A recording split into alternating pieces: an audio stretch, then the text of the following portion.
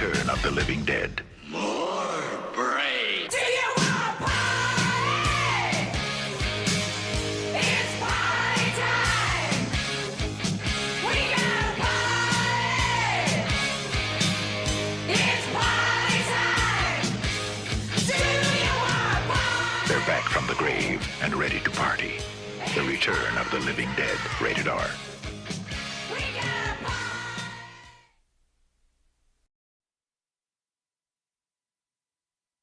Just when you thought it was safe to stand up and salute the flag, Uncle Sam is back with a vengeance. A Kuwaiti military unit discovered a mass grave in the desert. They positively identified the body. Jody, stay away from the coffin. You never fought for your country. You just killed for the love of killing.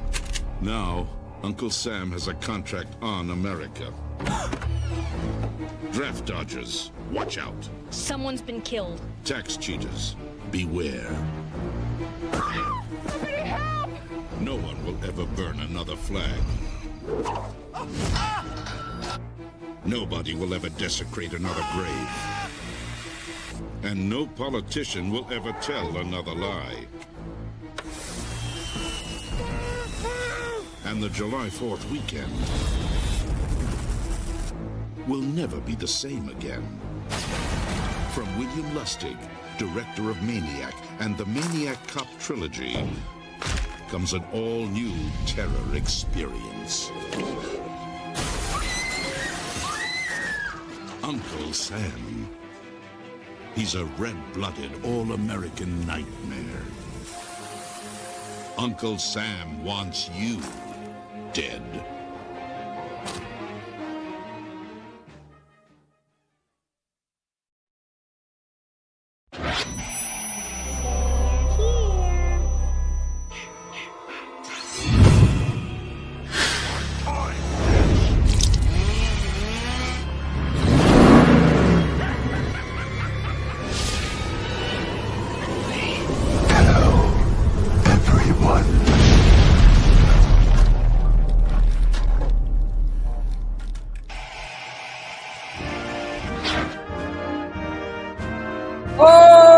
Canada! Welcome back! Well, you know what? Come on, stand up! The Canadian national anthem is playing, damn it, but wait a minute. It's the 4th of July weekend. What is going on, hardheads? Yours truly, from out Peace in the Northeast, and your host here, Jimmy J. Today, on this killer episode of Horror 365 Live, we got a loaded show for you today because we're talking Canadian horror. We're talking Return of the Living Dead. It's in a couple days, the Return of the Living Dead Day. And we're talking the most underrated slasher of all time, in my opinion, Uncle Sam, baby. Oh, yeah, we're feeling patriotic. I got the hat.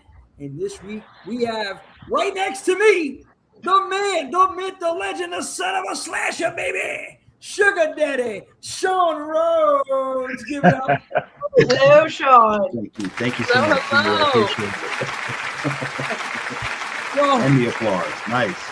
That's it. Look at this. And then, as always, here she is, the Horror 365 girl, one of the Horror 365 girls, Psycho, Sammy Jo. Hi. A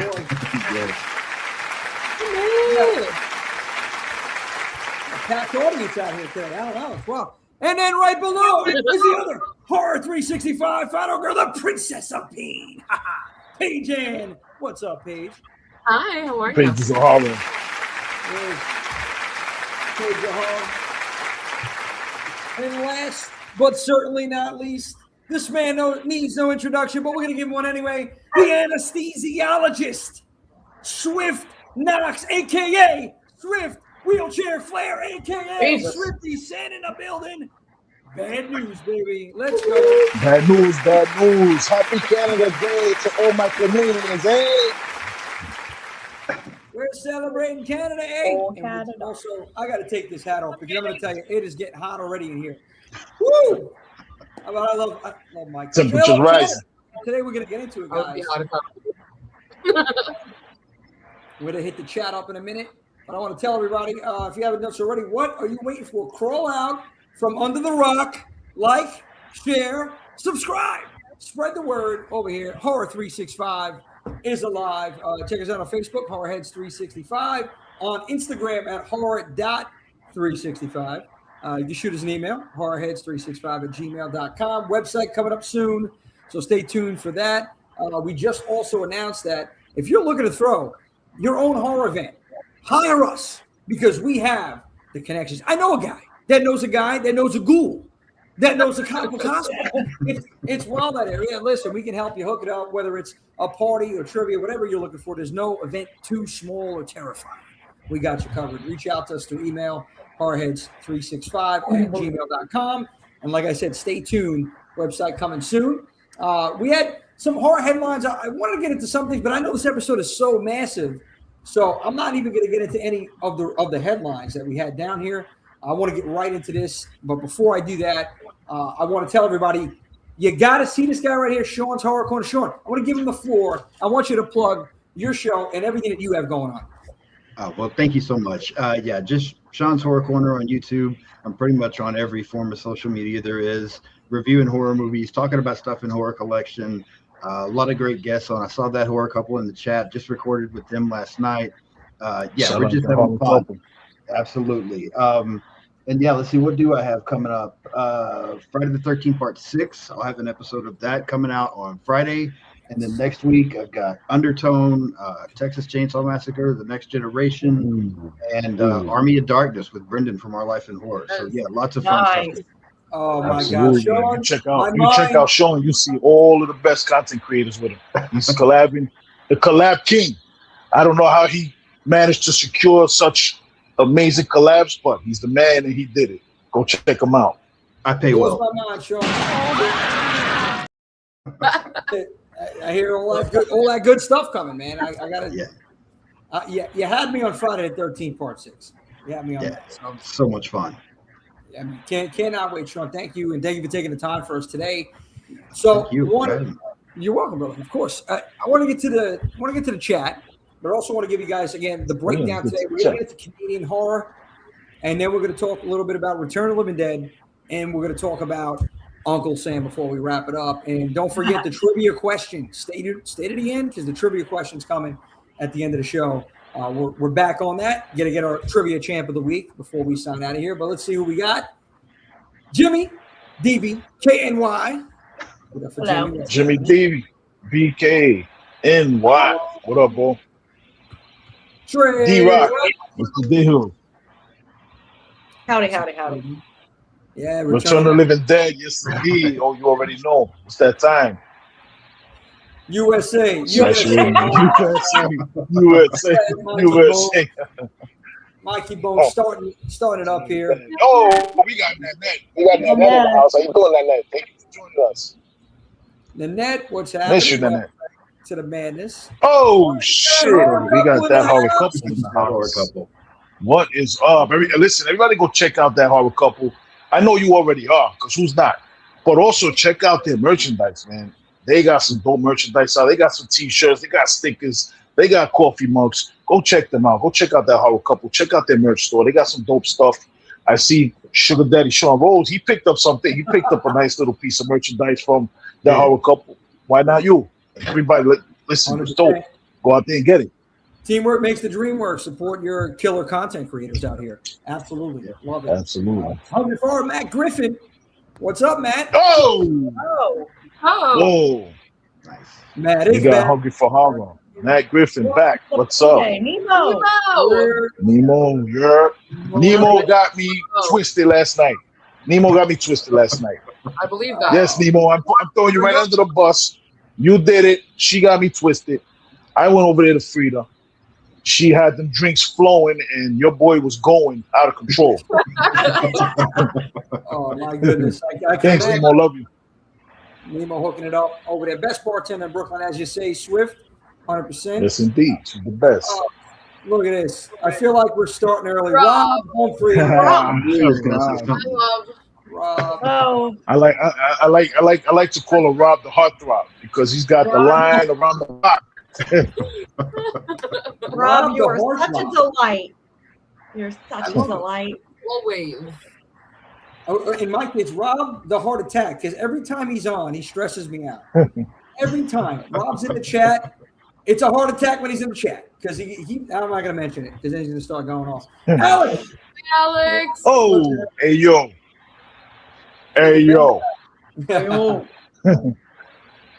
Forget Canada So Day. It's WENEEDA Day. Woo!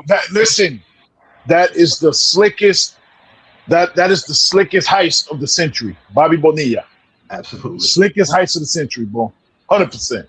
1 million. And it actually spanned 2 centuries, the 1900s and the 2000s. Bobby Bonilla, man, he put Billy the Kid to shame. Bonnie and Clyde, none of them got anything on Bobby Bonilla. There it is. Tony D. Oh, Hello, Tony. Tony the Tiger, how you doing, bro? Appreciate you all jumping in the chat here. Thanks for joining us, my brother. Yeah, always a good time with the crew, with the fam. Wednesday nights.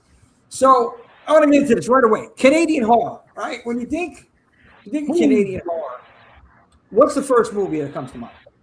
What do you guys think?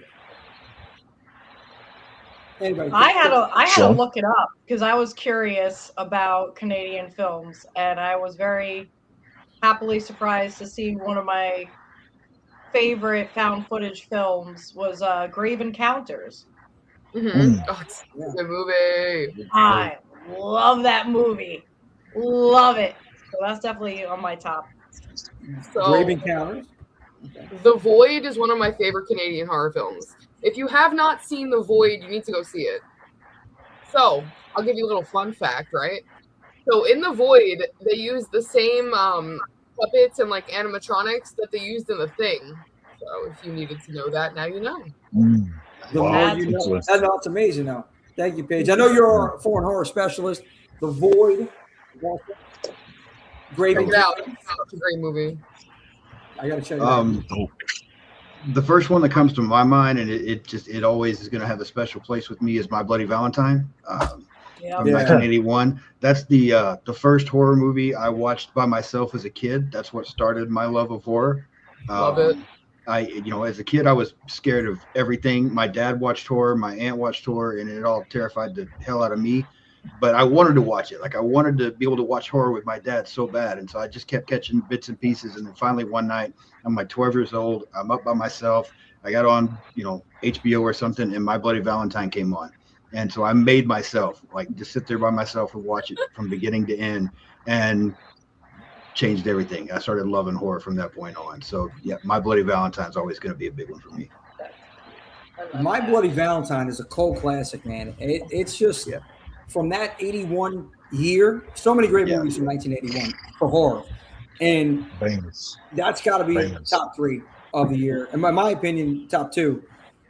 Thinking about just Harry Warden and The Miner, and the fact that they actually embraced, the town. If it was filmed in Canada, they didn't try to hide it and disguise it as like a small town America. It was a working class Canadian setting, unlike other productions at the time. So that's what I really, took away from that as far as like Canadian films. And My Bloody Valentine, again, iconic, the slasher, man. Mm-hmm. Yeah. Even the remake wasn't even bad. It wasn't bad. But the original classic. Swift, what do you got? You can't beat the OGs. It was definitely good, but you can't beat the originals. It's just like cemented in your mind. Mm-hmm. Yeah, I mean, just the whole atmosphere. Go ahead, Swift. Yeah, no. Go ahead. You guys continue. I know what I'm going to say. My Bloody Valentine, man. Just the whole atmosphere, the different kills in there. Still got me in that the laundromat scene. It just got me. I think it got everybody. I think it got everybody. But it's an iconic movie for our killer genre here. But I want to give you the floor right now. What comes to mind? Canadian horror. Yeah, so I'm going to tell you what comes to mind right now. What comes to mind right now is that the more I watch Sean's content, the more we have Sean on, I'm starting to think that we were separated at birth. Because we share so many of the same sentiments. We have the same feelings about movies.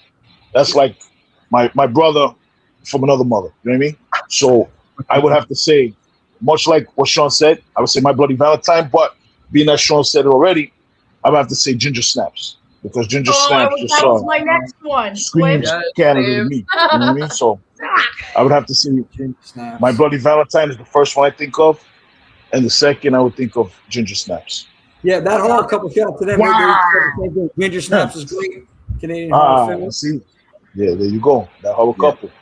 See, Yeah. boom. Absolutely There you phenomenal go. film. Video Drum Killer B. What's happening? Videodrome. Hey, Killer, Yes, what's up? Videodrome Killer B. What's up, bro? How you doing? Remake. Love the remake too. One of the movies said always comes to mind. Ginger Snaps. Yeah. Ginger Snaps. There you Wow, go. yeah. See, Yeah, absolutely. Nanette too. Nanette's in on it. And Nanette knows movies. Nanette knows movies. Yeah, She knows all about Hollywood. Absolutely. And that Yeah. always blesses us. You can't forget the Fly. Yeah. Oh, Yeah, yeah. Oh, you getting to Cronenberg, huh? You Yeah. got the Fly. You got you got the film that Jimmy just showed with Scanners. You know, you got Scanners. Yeah, Yeah. true. You got the Fly. You got Video Drum. Cronenberg Rabbit. is Canadian is Boom. amazing. yeah. Look at that. That's a stick. Look at that. Oh, Well, It's and not in in the my chat, Shivers, Rabid, The Brood, all of it. Rabbit. Yeah. I saw in the chat a while ago, Rob mentioned, and how could anybody forget this one? Because some people say Psycho, the first slasher. Maybe I see it. It's got that there. But you go back to the original Black Christmas from '74, Canadian horror. Yeah, right there. That's absolutely Black amazing. Christmas. Such a fantastic movie. Halloween was influenced by Black Christmas. Yeah, absolutely. Yeah. I would dare to say all of these slashers were influenced by Black Christmas. All of these slashers that came out in the 80s, I would dare say, were influenced somewhat by that. Absolutely. Yeah, and it's good stuff, man. Rob on the money, Sean. You guys took it out of my mouth. Like that was it. It was Black Christmas. Yeah. And maybe it's getting its recognition now. I don't know. I feel like it hasn't. I just started noticing. Maybe it's just me. I just started noticing horror fans really talk about this over the last few years. But Black Christmas? About Black Christmas? Yeah, Black Christmas. Again, maybe it's me. Maybe I don't know. Maybe I was living under a rock myself. But Black Christmas, like you said, it inspired Halloween. And this screenplay was written by a Canadian. It was Mr. Moore. It was A. Roy Moore, and partially inspired by a series of murders in the Westmount area of Montreal, as well as the urban legend, The Babysitter and the Man Upstairs. Right. And it was a classic movie, man. It's classic. Psycho, Peeping Tom. These are like the original slashers. You think about it. But this one really, I think it was Black Christmas, in my opinion, that took it to another level. Yeah, I completely agree. Yeah, and I'm with you. I don't think it gets enough attention because a lot of time, and maybe because it's not got the huge franchise that some of the other ones do, but everybody talks TCM, they talk Halloween, they talk Friday the 13th, but it started with Black Christmas. Like that's where it all came from. And maybe, like I said, because there's not a big franchise, a couple of remakes that we don't really have to talk about, but that original is amazing. Yeah, man. OG. Lauren, what's happening? What's up? LL, how are you, buddy? Freddy versus Jason? I didn't know that was filmed in Canada. Thank you for sharing that. I did not even know that. In 1990. Fun fact. 1990. What about a film what about a film that we spoke about a couple weeks ago, The Prowler? Wasn't that shot in Canada? Was that shot in Canada? I'm not sure. I'm not sure. I gotta double check that. If anybody in the chat knows, let us know. I was going to say, if anybody in the chat knows. Silent Hill was filmed in Ontario. Silent Hill 2006. Mm-hmm. I have a love-hate relationship with that. I'll agree with you, Sam. I actually went to Centralia years ago. Did you? I always wanted to go there. I strongly actually maybe I shouldn't advise that. But it's definitely something fun to explore. That was my decision to do that. But I think the actual experience of going to the location that it was inspired by and everything was scarier than the actual movie. When I first saw it, it scared the crap out of me. Especially the bathroom scene that I could barely get through. that eeriness. It was very isolating, and it gave me like that liminal space vibe. But I watched it for the first time in a few years a couple of days ago, and I just felt like it was anticlimactic for me. But again, I don't know if it was over time, your opinions and your views change on things. But it's a good film. It is a good film. It just didn't give me that scare tactic like it used to. Okay. I mean, I'm not going to the town.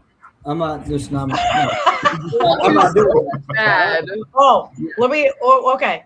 So when I went to the church, at the time, this was like about 8 years ago, the church is still functioning in that desolate town. I think I drove past maybe 2 homes that people still were living in. Creepy. You could see like the smoke and stuff still rising like from the ground. And I think that place is haunted. No bad juju. Oh, you think? I mean, I'm. My friend had. It was for a photo shoot. My friend had his Mustang all the way up parked by the church, and it's on a hill. And he left the Mustang in park with the door open and with the emergency brake on. And then as he's like exploring the area, the Mustang starts going back and pushing. No. The passenger side door was pushing me back with him. Because he was in front of it, so he had to run back into the car and like fix the emergency brake. And yeah, we left after that. Wow. I mean, Ghost must have wanted to ride in the Mustang. I guess so. Who wouldn't want to ride in a Mustang? Why not? Right? Oh, wow. Oh, Jesus. Oh, my goodness. I'm So not going there. be careful if you go, people. Some trailers. Yeah, you guys have fun. I'm not going. But no, I agree with you, Sammy. Because sorry, Jimmy, I didn't mean to cut you off. I'm probably talking too much, but I agree with Sammy because I think Silent Hill is one of those movies that it's a good one-time watch, but it doesn't have that fun rewatchability as a lot of the other stuff we've already talked about. It's just like, okay, I saw it, that's enough. I don't need to go back and rewatch this one all the time. It doesn't hit anymore after that first time. 100% agree. Yeah. It's a movie that it's a one and done. Yeah, certain movies, and then some films, like you said, you can just watch over and over and over. I got some comments here. Oh yeah, thank you. That whole couple again. Yeah, Prom Night also, and it's that early '80s, man. It's that Prom Night. Yes. Yeah. Prom Night, 1980. It was Prom Night in between 80 and 81. Prom Night, Scanners, Terror Train, another one. Both of them. Terror Train, yeah. Terror Train. So, you know what it is? I think because these films had no budget back then, I'm sure. Oh, look, you see? Exactly what I was about to say. Now Lolan pops it up. You popped it up, yeah. It's always been in Canada, yeah, for a while the top, yeah, there you go. Bro, even TV. TV was all of those TV shows that we used to watch, those all of the things we used to watch, the pop culture stuff. It was all Canadian, shot in Vancouver. Orphan was also from Canada. Boom, dope. Yeah, Orphan. Canada had a lot of shit going on up there as far as film. They still do. They still got a lot of stuff going on. A lot of people are still filming up there, which is great. But I'm like, come here.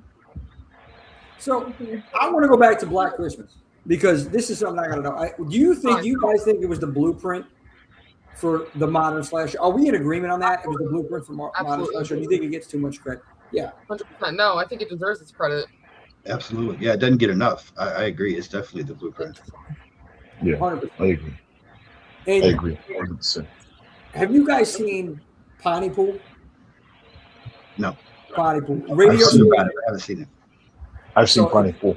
Seen it? Okay, so you know what I'm talking about. Like Pontypool's another one. Like in a radio station, there's a virus spread through the English language. No, there's no safe space, no visuals you can rely on here in this one.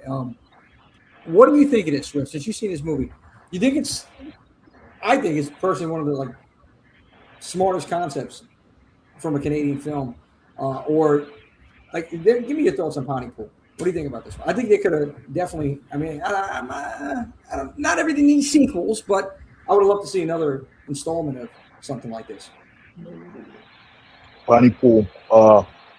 I watched it one time. I watched it back. There was a certain point in time I was into theatrical horror movies, but I wasn't all the way in. I wasn't all the way in the horror community. So there was a lot of stuff that was on DVD and stuff like that I didn't watch. But Pontypool was something like every so often, horror was still in my heart. So every so often I would check the internet. What's going on? What's everybody talking about? What the scariest horror movies, the best horror movies at that time? That came out, I believe, 2007, 2008, like around that time. And I remember hearing about Pontypool. That was a name. That was a title that came up often. So when Netflix, I think it's when they very first started streaming, because Netflix used to be you get the DVD in the mail, you send it back, But either I got it in the mail or it was when streaming first started. And I watched the movie, and it was different. It was I enjoyed it, but it was a one-time watch. It wasn't like I didn't feel it was something that you should be. How everybody's just talking about this movie, and thinking in retrospect, that was a time where horror was a little different. Like it started, we had a bunch of cool stuff, and then things started dropping off. So I guess people were just so happy to have something that was different and enjoyable. I enjoyed it. It was a one-time watch, but I really don't hold it up there. Like I never went back to revisit the movie. So I think it was giving water when people were thirsty. That's what I think. That's a good point, man. Yeah. At that time, we were, there was not much happening. That was 2009 it came out. And I remember we talked about this. Ghost House Underground had these series of horror films out there. There was nothing major happening. There was some remakes happening around that time. 2009, we got, My Bloody Valentine remake. And then 2010, we don't talk about that one remake that came out. So, it was that time, and then the Paranormal Activity. I think what saved horror, though, around then was The Walking Dead, in my opinion, but that's a whole other. Yeah, The Walking Dead as a TV show. I think it did too, because I remember being I was in high school around that time, and I was very involved in the theater community when I was in high school, and I was like, man, they have nothing horror related coming out. There was no concepts going on. I was so disappointed, and I just felt heartbroken. But the only saving grace, I do believe, was The Walking Dead. Every single person was looking forward to the following week or the next month for the next show to come out. Everybody was talking about it. That was the main focus, I feel for such a long time when it came to the horror community. Yeah, for sure. And Walking Dead, they reestablished something that existed when I was a kid, and that was the break in between the season, the mid-season break. Like Walking Dead reestablished that. Like, oh shit, they're going on break. You got the cliffhanger or whatever, and then you got to wait a couple months for the next half of the season to pop. They reestablished that mid-season break, and the second half of the season's coming. Like they turned it back into an event. Walking Dead did a lot. We got to see what The Walking Dead actually looked like when they're given a budget. It made strides for storytelling as far as not terrestrial television, it was a cable TV show, but as far as episodic television is concerned, Walking Dead did a lot. It really kept horror fans like me happy. Like I'm not, paranormal activity. That's what I called it. I thought that shit was. Listen, that shit was ass. If you want to be honest, Paranormal Activity was ass. It made a lot of money, but that shit was straight cheeks, bro. So Walking Dead really, the first one, man, that was a bunch of nothing happening. I get it, but if that's what you like, that's fine. But I like more like Walking Dead was like real horror for me. So that did carry me. I kind of got out of the movies, and I was watching Walking Dead. I was watching television at that time. Like that was I think I said on the show before. That was one of the last instances where I remember people were talking about shit at work. Much to what you said, Sam, where you're people waiting for the next week, and oh shit, I got to rewatch it again Sunday because they used to show it again on the Sunday right before the new episode came on. So it became that must-see TV, and people just. I knew people who weren't horror fans that were watching The Walking Dead religiously. This was a cultural freaking juggernaut. You know what I mean? Well, they even had the Walking Dead. It was traveling around the country, I believe. I went to it in Atlanta, Georgia. It's called the Walking Dead Experience, I believe. And that was probably the coolest interactive escape room I've I've ever gone through the Walking Dead experience, and I was hoping that they would still be here, but I think for whatever reason, I guess because it's Walking Dead, I hate to say it, it's kind of dying out. Yeah, it fizzled out. I forgot But the what's- timing was perfect because it was also before everybody was fucking binging everything. And not that there's anything wrong with that. People can do that. That's fine. But that wasn't happening back then. So it was like such an event, and everybody talked about it all week long. Like you said, people are talking about it at work. You talked about non-horror fans. My dad watched horror when he was younger, and then he got religious and stopped watching horror, which whatever.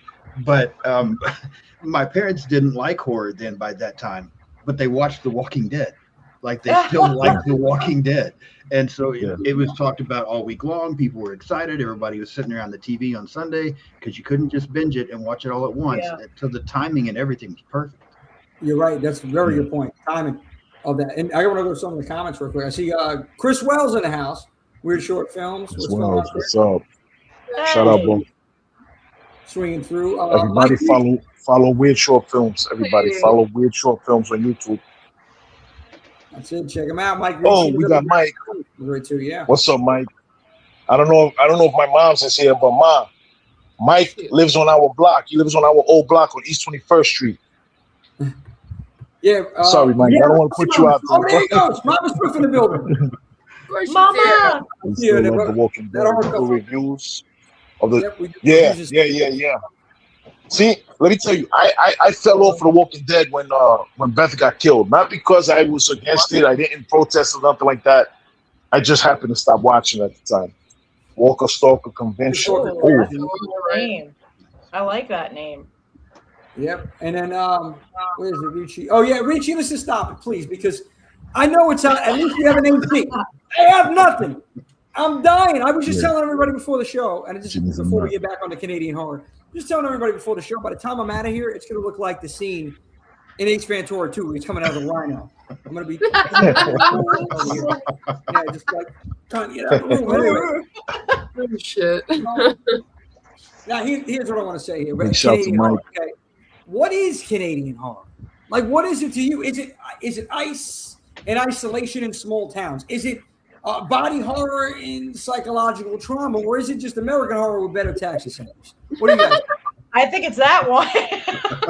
I'll agree with that. Yeah, I think it's that because I feel that they have such a diversity. They're not stuck, I feel like, with one type of idea that they're sticking to. You got like the found footage, you got the slasher, you got the stalking, you got body horror, pretty much like what we have, except they're just in they're in a much colder place that I don't want to be.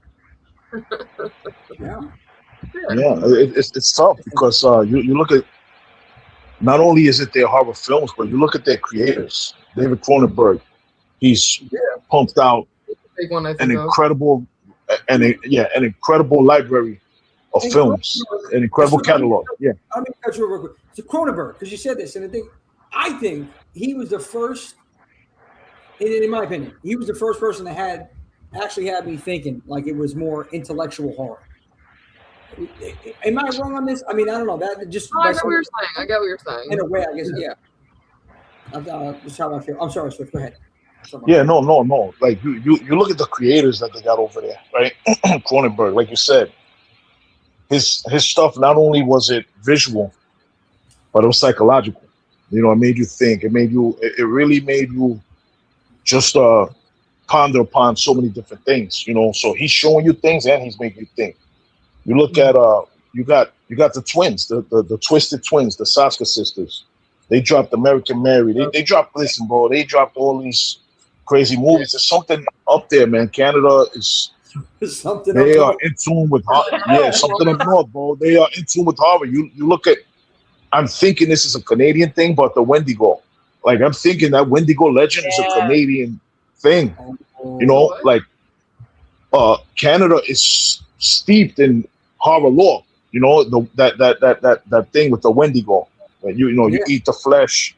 You know, you eat the flesh in the Canadian wilderness, and you turn into this. You transform into this creature, or the creature gets you something. Whichever version of the lore you are adhering to. You know what I mean? You got that. and there's so many scary things up in Canada. You know, they got all different types of animals, and like you hear people that grew up in Canada, like the old timers, and they talk about, yo, listen, I used to go to school. You had these big wolves that we had to watch out for because these wolves would tear us apart. It's you got the cold, that cold, barren. You know, just imagine The Thing, the movie The Thing. Like, Yeah, The Thing, yeah. imagine living like something like that. Like that's some scary shit to live in. So I think it gives you a lot of, yeah, absolutely. With this heat, it gives you a lot to think about. It makes people's mind, it makes the wheels spin in their mind. You know, so I think that it's easier for them to think of horror and horrible things. You know, just because of the elements of that they're dealing with in regular life. You know, I'm an American. I don't know nothing. I'm just spewing off what I think, the things that I'm thinking. I don't know how. I want some Canadians to come and correct me. Come tell me, Swift, you're freaking wrong. You know, come tell me that and help us out. So Swift, what you're saying essentially is Canada gets their inspiration off of their everyday life because it is so horrific. That's what I got. Yes, absolutely. Okay. So if anybody is in Canada, it's the elements, it's the environment, it's all of that. You know, hey, I love Canada. I love the ice wine up there. I love Bret Hart. Bret Hart. Listen, July 2nd, I believe, is Bret Hart's birthday. The best there is, best there was, best there ever will be. Shout out to Bret the Hitman Hart. That's it. And he's been screwed by the American people. Yeah. Absolutely. But I love the Canadians, you know. But I think it's a lot for them to think about up there, you know. You know, them Canadians. It's so funny. It's so cute, eh? So great. Why don't we blame Canada though? Why don't we blame them for creating some badass horror films? That's what we need to blame them. Yes.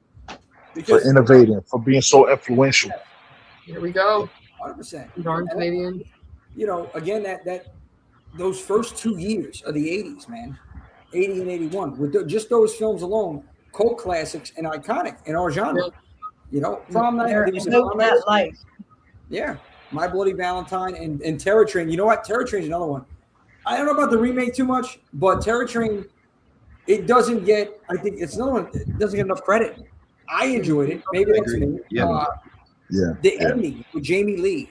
I felt it was that claustrophobic feeling that you had. Man, I love that. I love the feeling. I love that movie. Just everything that they did on that train with what happened with that student. But I don't want to spoil it if you didn't see it. Definitely go watch it. Terror Train. The OG. You got that other film. I'm sorry. Go ahead. Because I'm over here dominating. Go ahead, everybody. You guys kick off. You guys did. Swift, I love it, man. It's all good. Throwback, another throwback from Cronenberg. I seen the Social. Oh, Carl Grasso in the building. So he's a friend Social of Sisters. Yes. Sammy Joe. Carl Grasso. Carl Grasso. What's up? All right. Well, I think there's another comment. Thanks for joining us. Update. What do we got? Oh, Mike. Yes, I appreciate that, Mike. Multiple ways. Multiple ways. Mama Swift, what's happening? I see you over there. Hey, Ma, how you doing? How hot is it down there? How hot is it down there? I can't even speak over here. Man, wait for tomorrow. It's gonna be worse tomorrow. I hear it's gonna be like 104. Like I'm so happy I'm off tomorrow because that means like, it's gonna be like 120. What do you guys think about Trick or Treat 2007? Another one. I think it's on rotation. That's the Canadian film. It was Canadian co-production. I think it was filmed predominantly in Vancouver, British Columbia, and that I think is one of my favorite horror anthology films of all time. And it's a must-watch on Halloween. Absolutely. And it's a must-watch that you can just continue to watch over and over again. It's not a one and done for me like Silent Hill was. Right. You could continue to watch it and it's still entertaining. I'll watch it every year. And the fact that it came out in 2007. OG San. I remember when that came out. Obscura. It came out in 2007. You're old. When things were a little different. And it still made its own way. So I commend Trick or Treat. That one I didn't know it was. I should have known because it has that Canadian film feel. You know what I mean? It does have that. I should have known. I just didn't think about it, but now that I look back and think in retrospect, it has that Canadian film feel. It's crazy. I don't remember it coming out. What about that film Cube? Has anybody ever seen that film Cube? Cube is such a great movie, and even like all the ones after. Like Cube is freaky, and I wouldn't want to be stuck there. It makes me feel very claustrophobic. You know what it gives me? The Platform vibes. I don't know if you've ever seen The Platform. That's the kind of vibes it gives me. I don't know. Paige, what is the Cube? For those that don't know, explain what the movie. The Cube is like a movie where they are stuck in like a cube, and then they have to like try to get out, but there's like different cubes that'll like kill you and stuff. I have seen it. It's like a maze almost, but not like fully. I feel like you're just set up for failure in the cube. It's like Saw vibes. Yeah, it's like on the Platform had a kid, and they created the cube. Like, I binged all those movies one night, and I'm like, why have I never heard of these? Like, I never heard of them before I binged them, and I'm like, I'm freaked out. So it's they're good movies. Now, Canadian. So with you being a foreign horror specialist, what's your top three? What's your top three Canadian horror films? My top three. So it would be The Witch is a Canadian horror film. Ooh, yes. Such a good movie. And, you know, a lot of people hate on that movie, but I like how it was old English, like folklore. I like the way they spoke in that movie. And I've watched that movie over like 50 times. I really enjoy that movie. Wow. So, yeah, no. Can you do a little impersonation? I think you got a little English in you, right? You got a little English. Yeah, I am. I'm very English. I'm very English. Can you say the other two with the English tone? Would you like a spot of tea? I can't do it. Would you like a spot of tea? You want me to say the other two with an English accent? Because I can do that. Yes. Right. I love it. We've got The Witch, right? And then we've got Videodrome. And then we've got Ginger Snaps. So that's what I've got, honestly. And you know what it is? I love the fact that Cronenberg is Canadian because I love his films. And so when I think Canadian horror, I think body horror. And you know, that's me. I love body horror. I love porn horror. So like mash it all together and you've got Cronenberg. So thank you. Yeah. That wow. was eloquently said. I'm like, I want some tea and crumpets now. Absolutely, darling. I think I had a little. I'm gonna put a little Irishness. I had a wee bit of tea, and I got to use the water closet. Yeah, bro, you sounded like the leprechaun, bro. You sound like the leprechaun. Leprechaun 8, trapped in a hot room. Here I am. That was impressive. Thank you. My Nana, you can't understand her. Like my Do it the Nana whole is time. I go to her house, and one time my Nana, she's like, Paige, mind your way. And I'm like, Grandma, what? She's like, mind your way. And I'm like, excuse me? She's like, Paige, be careful, goddammit. And I'm like, oh, I get it. Yeah. There we go. Listen. When I went across the pond, right? Oh, we got Robbie Rob in the house. Can we hear you? Go ahead, Sean. No. Let's go, Jackson, Sean, come on, you were next. I ain't got that. I'm down here in Oklahoma. We say y'all and shit. We don't know what that Oklahoma Sooner accent. Boomer Sooner. Yo, I went across the pond, right? And everybody's telling me sorry. And I'm looking at them, yeah, no problem. I didn't understand. That means excuse me. That means get out of my fucking way. Everybody's telling me sorry. I'm sorry. I'm like, sorry, what the fuck you doing? Where did you go? Oh, sorry. That means get out of my way. So everybody, when if you ever go across the pond and people are saying sorry to you, that means excuse me or get out of my way. That's what that means. I had no clue. It took a while for me to figure out, like, what is everybody apologizing to me for? You know? It was what are they apologizing to me for? They didn't do nothing to me, you know? It's okay, guys. It's okay. Yeah, it's all right. Don't worry about it. I'm still standing there like a schmuck, you know? And then I realized, okay, they're saying sorry means excuse me over there. So, you know, you got the little differences. And if nobody's really putting you on to what it means, you're going to be out there looking crazy. You know, they thought I was the rudest. They thought I was the rudest guy. And they all thought I was from Brazil. They're like, oh, you're Brazilian? I said, no, I'm from Brooklyn. And then I'm actually from Brazil. Like, what the fuck? I mean, what the F? I'm sorry, I'm going on. What the F? Doodle? Oh my God! So Sean, Yes. go to Canadian horror films top 3. Well, so I mean, we've already mentioned. First of all, Mikey from Slasher Radio is over there. Mikey, I'm sorry, this is not Italian horror; it's Canadian. So you'll have to come. Oh, No, okay. I mean, it's hard. I'd like to mention something we haven't already talked about because I mean, Black Christmas, My Bloody Valentine, that's top of the list, right? But early '80s, a couple of others that we haven't mentioned. I mean, you've got The Burning, another classic from 1981. Yes. I think Happy Birthday to Me was like 81 or 82. That's another Canadian one that's outstanding. And then I think this was shot in Canada, and I think it's underappreciated. I know a lot of people hate this movie, but 1998 Urban Legend. I think Urban Legend is so much fun, and that's so much another one fun. that we've done there. So yeah, You know, and Sean, I'm so happy you brought that up, man. Because with Urban Legend, it came out around that time, and right after Scream, and it was like almost like a cookie cutter thing with students, and school, and you know everything that was going on at the time between I Know What You Did Last Summer, Urban Legend. It got over. I think it just got overshadowed by some of those other films you know, people just, I guess, categorize it as, or just put it in the same. Again, same category as the other films, and you think Scream, Faculty. I know what you did last summer. Yeah, it doesn't get enough love, man. Definitely, I agree with that. So appreciate you mentioning that. I forgot about that. Yeah, good stuff. Yeah, good shit, Sean. Yeah. Sure. What were you saying before? Thank you for that. No, I wasn't saying nothing. I was listening to Sean drop some knowledge over here. But I still think, I mean, we've talked about this a little bit, and this goes for Canadian and U.S. both. I just tend to me that the late 70s, early mid 80s, that stuff is so much better than a lot of what we get now. And the reason I think so is because it wasn't so polished and so pretty.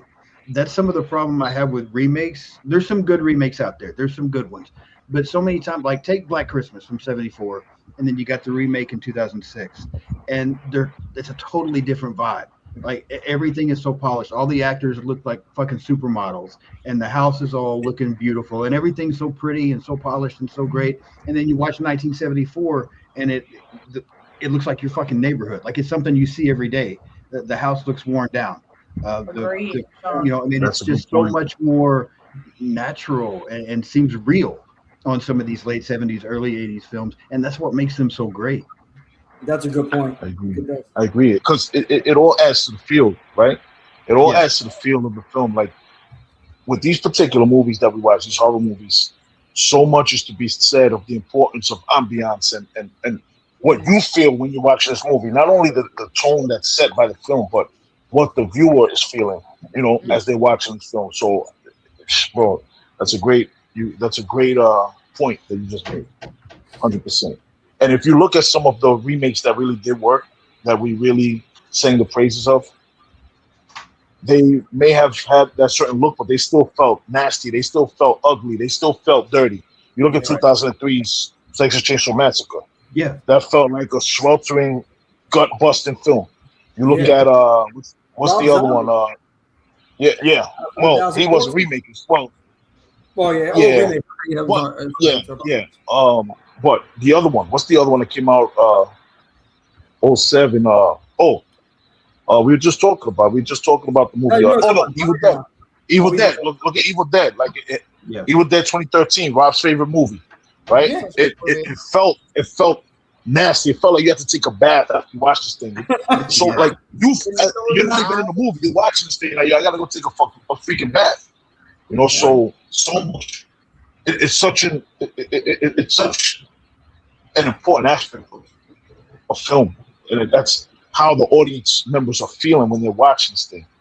So I really think they have to put more into that. Yeah, it's about storytelling. It's about you developing your world and everything like that, you know, that's on the screen, but it has to be the feeling that the audience members are getting watching your film as well. Yeah. Absolutely. And that's why people connected with these movies, and we're still talking about these films now. 2026, we're still talking about these films because of how it made us feel. Mm-hmm. Absolutely. A great point, Swift. Yeah, it was something about that. Those decades. I'm going to say even the 90s. I'll throw that in there, but like 70s, that raw, that grittiness of the 70s, and that's why I'm so happy that Sammy. I'm going to give you the floor right now because I think I cut you off. But I was saying just In Search of Darkness and doing the 70s. In Search of Darkness, they're diving in there into that decade, and it's not talked about enough because again, it got overshadowed by the 80s, and 80s was just a badass decade. We know this. We talk about it all the time. 70s needs more love, man. That's where it started. Like I want to say, 80s is only possible because of what the 70s set off. Yes, facts. Totally agree. Yeah, it's a whole other topic. I definitely want to dive into 70s or just that decade at some point. Sammy Joe, what were you saying? I cut you off before. No, you're good. I 100% agree with everything that you guys are saying. Because I miss when I watch films now, especially ones that are coming out. Like you said, that nitty gritty vibe to it that you just can't really put words into unless you've actually visually have seen it for its time back in the 70s or even the 80s and stuff. I felt like I was actually watching a film from like a camcorder, if that makes sense. That gritty vibe to it. And the scenes were so different with the OG Black Christmas compared to now. The lighting is different. Like you guys were saying before, the people, like the men and the women looked genuine, like their authentic selves. And they're not like the cookie cutter copycat version of trying to be like a, runway model or something, it's not Dawson's Creek. Yeah, like or whatever those shows are. It's not a CW show. No shade to CW. Yeah, no shade at all. You do you. But like I miss that feeling. And that's why like the movies that are coming out now, like when I watched Backrooms and Obsession, I like the lighting that they were able to use for both those films because I felt like they were able to truly try to preserve that nitty gritty scenes that we once cherished so much when we watched 70s and 80s movies. I hope they continue to do it in horror films because I feel that a lot of people are trying to also get into the AI or, so much over editing and just to make it visually pleasing. But sometimes what's visually pleasing are the flaws, are the errors behind it. Oh, absolutely. So I hope they preserve more films that way. Yeah. Feels real. Feels organic. Feels real. That's what I loved about, like, to all your points here. That's what I loved about the 70s and 80s films, even some of the 90s. But so cannot wait. I want to dive into that decade at some point. Maybe get Do it. So Canadian horror. Before we jump over to Evil Dead, see, I'm thinking Evil Dead. Return of the Living Dead. Before we go into that, any last thoughts on Canadian horror films? I do have a recommendation for a Canadian horror film. It's a 1988 film called Pin. I don't know if anyone has seen it. It's very, very underrated, but I found it on Tubi one night, and it honestly kind of like freaked me out because I don't really like dolls or dummies and stuff, and this is an anatomical type teaching dummy so the father is a ventriloquist, and he'll use that dummy to teach, like, I don't know, how would you say it, the anatoma whatevers of this doll. It's like a health-related thing. And basically, like, the parents pass away, and the son has, like, a sick obsession, like a dependency on Pin. But obviously, Pin is not, like, real, but he still hears it in his father's voice. It's freaky. I do like it. Very underrated. Is it? Oh, my God. Is it from 1988? 1988 Pin, yeah. Oh, my God. Daniel Stern film. Freaky, right? Did you look? Yes, it's freaky. Oh, yeah, no. And that thing talks, and It talks? It talks. Yeah. This is what hell is like. Yeah. This is definitely Pin, 1988. Thank you, Paige, for that recommendation. Thanks, Paige, for my nightmares. Oh, wow. Okay, yeah. So that's Pin. And I found it on Tubi one night, and it's ingrained in the brain. I bet. Good stuff. Thank you, Paige. I'm gonna have nightmares for days. Anybody else on Canadian horror? You guys got anything? There's well, I'm gonna say the top 3 that I think for me. This is not the top 3 that I would tell everybody, but I'm saying for me, like what defines Canadian horror to me is My Bloody Valentine. It's Scanners and what do you call it? Black Christmas. Like to me, that's Canadian horror. And if we're gonna talk about a recommendation, I failed you guys because there's this film that I saw. It's a werewolf film. It's a werewolf film, and it's about the title escapes me, but it's about like a blind veteran. I think it's a Canadian film. It's a blind vet, and he a werewolf like attacks his house. You know, he can't see. He's blind, but he's a badass. He's like a blind badass vet. Like he's not a punk. He's not walking around like, hey, everybody. You know, he's not shaking a cup. You know, he's a badass. Like, yo, I know when this dude had his sight, I know he was tearing shit up in the war. You know, that film. If anybody knows the film I'm talking about in the chat, please say the name of it. It's a werewolf film. It's a werewolf movie, and I believe it's Canadian. I saw this once years ago, and because I read online, like everybody's talking about it, you know, and the protagonist of this film is a blind guy. He's a blind guy, but he's like a badass. He's a blind badass. If anybody knows the film I'm talking about, that reminds me of that newer film. Reminds me of that. Don't Breathe. What was it? Don't Breathe. Is that what you're talking about? Don't Breathe. Say that one more time. What's the name of the film? Don't Breathe. Don't Breathe. Yeah, Don't Breathe. Don't Breathe. Yeah, that's what I was talking about. Yeah, that reminds me of that. Don't Breathe. So we gotta get the name of this. Late so it's a werewolf Canadian film. Yeah, I just looked it up. Is it Late Phases? Yeah. Yeah, is that Canadian? Is that a Canadian film? It is not Canadian. It's Mexico, U.S. production. Nice. Wow. It had that Canadian feel. And you know, when I watched it, I wasn't worried about where it was from. I was thinking that was a Canadian film, but thank you very much for the correction. I'm sorry, everybody. Like I said, Mexico, I failed you guys. Listen, Mexican and Canadian, they have a lot in common. Ex-Gigi, Saul Guerrero. It's just, Gigi, we love you. Yeah, see, I think Gigi tried to have our heads for that one. Yeah. My goodness. But, yeah, shout out to Gigi, Saul Guerrero, filmmaker extraordinaire. We love you. We miss you. So I think, you know, we definitely, Gigi, anytime you're welcome back on here. Part of the madness over here. And I think for me with Canadian horror, it's just the OGs. I mean, you got some gems later on, but I just got to go with the classics. You guys all were talking about. We were all talking about My Bloody Valentine, obviously Black Christmas, just that 80 and 81, Prom Night, Terror Train. That's it for me. Grave Encounters. Okay, yeah, Grave Encounters. Yeah. The Witch is another one. I did enjoy The Witch and Trick or Treat later on, but I mean, that's it. I mean, I hope that we get some more. Definitely some more badass Canadian films. Yeah. The Pontypool I mentioned. Check that out. Yeah, Pontypool. Listen. What about Let Me In? What about Let Me In? Was that a Canadian? I'm not was sure. that Canadian? Sure. I know Let the Right One In was not Canadian. That was like I forget Let the Right One In, but the remake Let Me In, I believe that was Canadian. I could be wrong. You know, I don't know everything. You know. I gotta check it out. I gotta definitely check it out. Let Me In. All right, let's check this. American. Wait. It's American. Okay. All right. Another swing and a miss for Swift.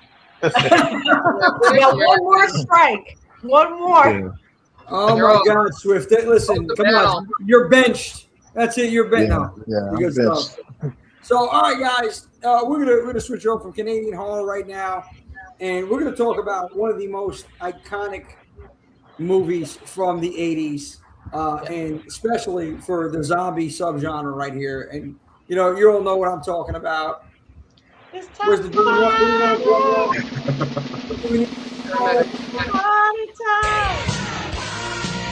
There it is, baby! It's party time! Because why? In a couple of days, it is Return of the Living Dead Day, July 3rd. Okay, and why? It's because this is when it all happened. This is when, Tom Matthews and, oh my God, I'm bad with names. Trash? Yeah, they went to the basement and the trioxin was unleashed and released. And zombies started just reanimating and coming to life. Frank. So this is a wild movie, man. And I know everyone out there knows what I'm talking about. If you're in the chat, you know this movie, Return of the Living Dead. Some facts: it was directed by Dan O'Bannon, who also co-wrote Alien in 1979. It's dark horror comedy, zombie comedy, zomcom as I call it. It just screamed 80s, man, like the vibe, punk culture, gore. This was, I believe this is the first one where they were talking, right? They were saying brains, and they were going like they have to feed off of the brains to stay alive. If I'm not mistaken, bring more paramedics. Yes, 100%. Again, the soundtrack is it's badass. Punk rock. The zombies in the film, they're aware. They're fast. They're moving and grooving out there, and that's what made it even more, I guess, more scary than versus Romero's 1968, as they're slow and they're coming to you. I like the people that walk into the train in New York City. Yeah, that's those are those zombies. But it's a cult classic. So I want to know everybody's thoughts. I'm going to go with you, Sean, first. Your thoughts on Return of the Living Dead, 1985. It's so hard to say something about it that hasn't already been said, but it's so iconic in so many ways. I mean, you take people that, again, aren't huge horror fans, but you talk to them about zombies and they're like, oh yeah, zombies, they try to eat your brain. Well, that wasn't in Romero's shit. That comes from Return of the Living Dead. So even movies like this that maybe a lot of people haven't seen, they still know little things from, right? and stuff like that. And it's amazing. It's also, in my opinion, I know a lot of people disagree, but I'm not a huge fan of horror comedies because I just feel like most of the time they don't work. There's either so much humor that it completely takes out the horror and the scare factor, or the jokes don't land and the movie's just dumb as shit. But this one does both. It balances it out really well. It's funny. The zombies are great. There's some gore. It's just so much fun. It's one of those movies that you can turn on and it feels like it's over in like 20 minutes just because there's so much happening and the pacing is so good. I love this movie. It's amazing to me. Good stuff, Sean. 100%. Sammy, what do you think? Return of the Living Dead.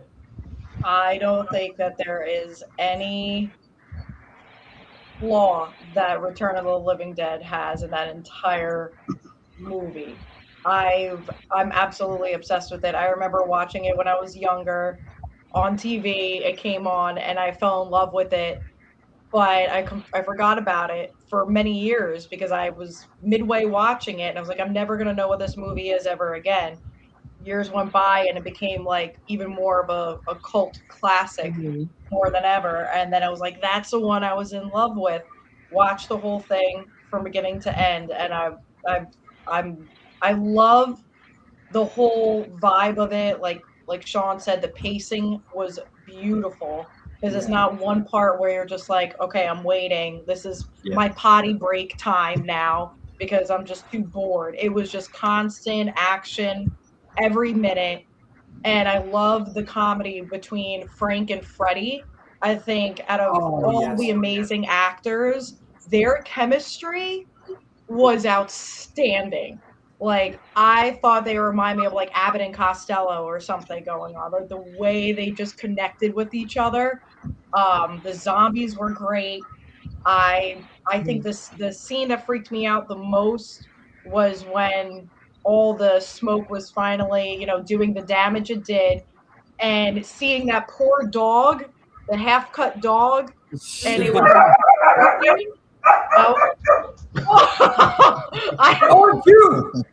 On cue. Whose dog did that? That was mine. I'm so sorry. That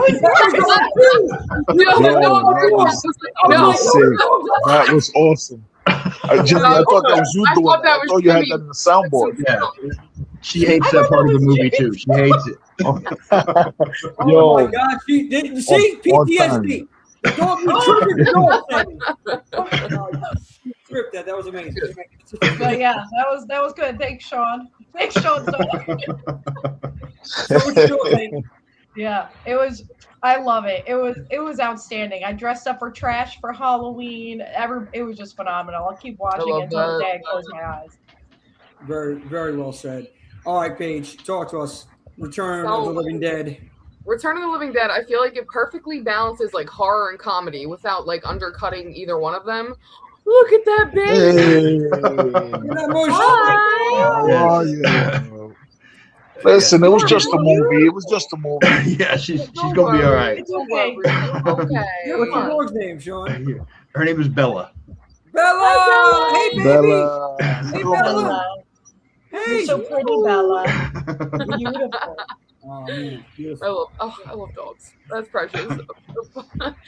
But also, I think it like reinvented the zombie lore by introducing like the fast, intelligent type zombies. So that was our first like taste of that, and the whole brains thing. Like that was like new to us. And then the practical effects, zombie makeup, it holds up immensely even to this day. I think that is some of the best practical effects that we can ever have in a zombie film. Yeah. And what else? Oh God! And then the characters, like we got Trash, we got Bert and Ernie, like and then Trash's cemetery dance scene. Like, come on, you can't beat it. And the punk rock aesthetic. Yeah. Everything. Yeah. Awesome. I love that movie. Oh yeah. Swift, talk to us. Return of the Living Dead. Yes, sir. Everybody knows how I feel about horror and comedy. But much like Sean said, once again, it really worked with this film. This is the first time we saw fast zombies. But besides all of that, besides the zombie speaking, saying we want brains, we got an interview with the zombie. Why are you guys eating people? We don't eat people. We eat brains. Like, this was the first time we got inside the mind of the zombie. Why are you doing it? Oh, because the pain. Like, they're eating brains because it relieves the pain. But they're in constant pain because their body's rotten. And these are things that we never quite thought of before that, right? But like, unlike everybody on this panel besides me and Sean, I was alive when this movie came out. Yeah. Sean and I were alive when this movie came out, and this movie felt like a movie of the time. Like, you seen the whole cast of characters, like I said it before in some of my conversations about this film. We didn't want any of these characters to die because we just love these characters so much, all of them. Every last one of the gangs, the punks. I forget the name. I forget the name they went by. But Freddy's crew. Every member of his crew, there was something that you liked about them, and you didn't want to see anything happen to them. And they're hanging out in the cemetery during the day, from the daytime, waiting for Freddy to get out of work. Like, you just this. You just connected with these characters. Yeah. And then Freddy and Frank, like you said, like the way they were playing off of each other, it was like a great dynamic. There was so much chemistry between them. Uncle Bert, as they say, Bert, the guy who owned it. Everyone's performance was just so believable. Like, Bert, you felt like he really owned that thing. Like, yo, you got to do me a favor. We got to get rid of this. Like, you believed it. You weren't watching actors. You were watching these characters. You were watching them. You were watching a day in their lives, the worst day of their lives, the last day of their lives. You were watching all of that. And but more than anything else, it felt like it was a film of the time. Like, you looked at them, these are 1985 kids. These are 1985 kids. These are some older guys that working guys. Like, it just, everything just felt right.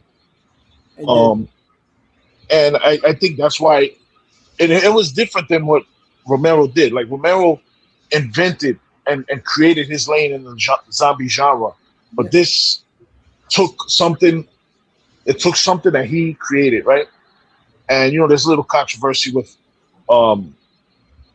like, this was an offshoot of his stuff. When they're like, oh, that's in the movies. In the movies, you shoot him in the head, blow. They were poking fun at Romero at the same time, taking a few shots at him. But they cemented their own lane in this thing. You know what I mean? So that's why so many people are still talking about it now. You're talking 41 years later.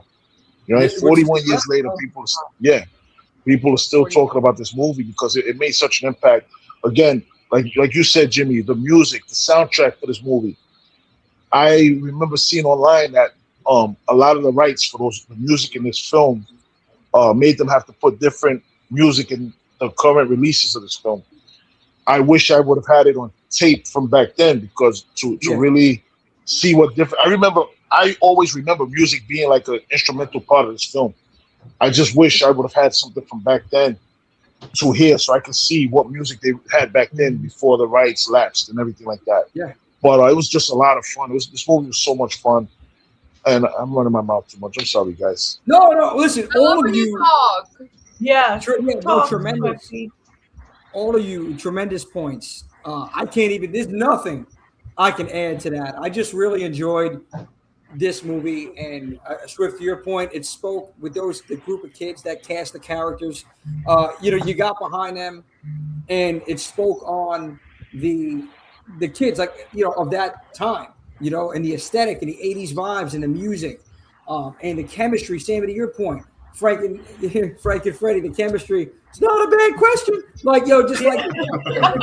The comedy aspect in there. And again, I'm not going to continue to say or repeat anything that anybody else said here, but I want to ask, what do you prefer then? What do you guys prefer? Do you prefer zombies like what we got with Romero in 68 or these zombies in 85?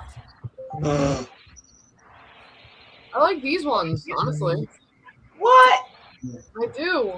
Wait. Are we talking about like visually, or like we're gonna get chased by one? No, I'm saying because on the screen, not in real life, because there are zombies. They exist. Zombies do exist. Just go to New York and watch everybody in the morning go to the train station. Anyway, so. What do you prefer on the screen? You prefer these slow moving zombies that are, creeping towards you, or these fast zombies that we got in this one, in Return of the Living Dead? I think it's hard to say because they both have amazing attributes about them. So when you go with like those originals, like what Romero put together, they're slow moving. Yeah, you can think, well, I could probably get away from this, but there's just such a creepy feel about the way they move around and the way they do things, and it just has a certain vibe to it.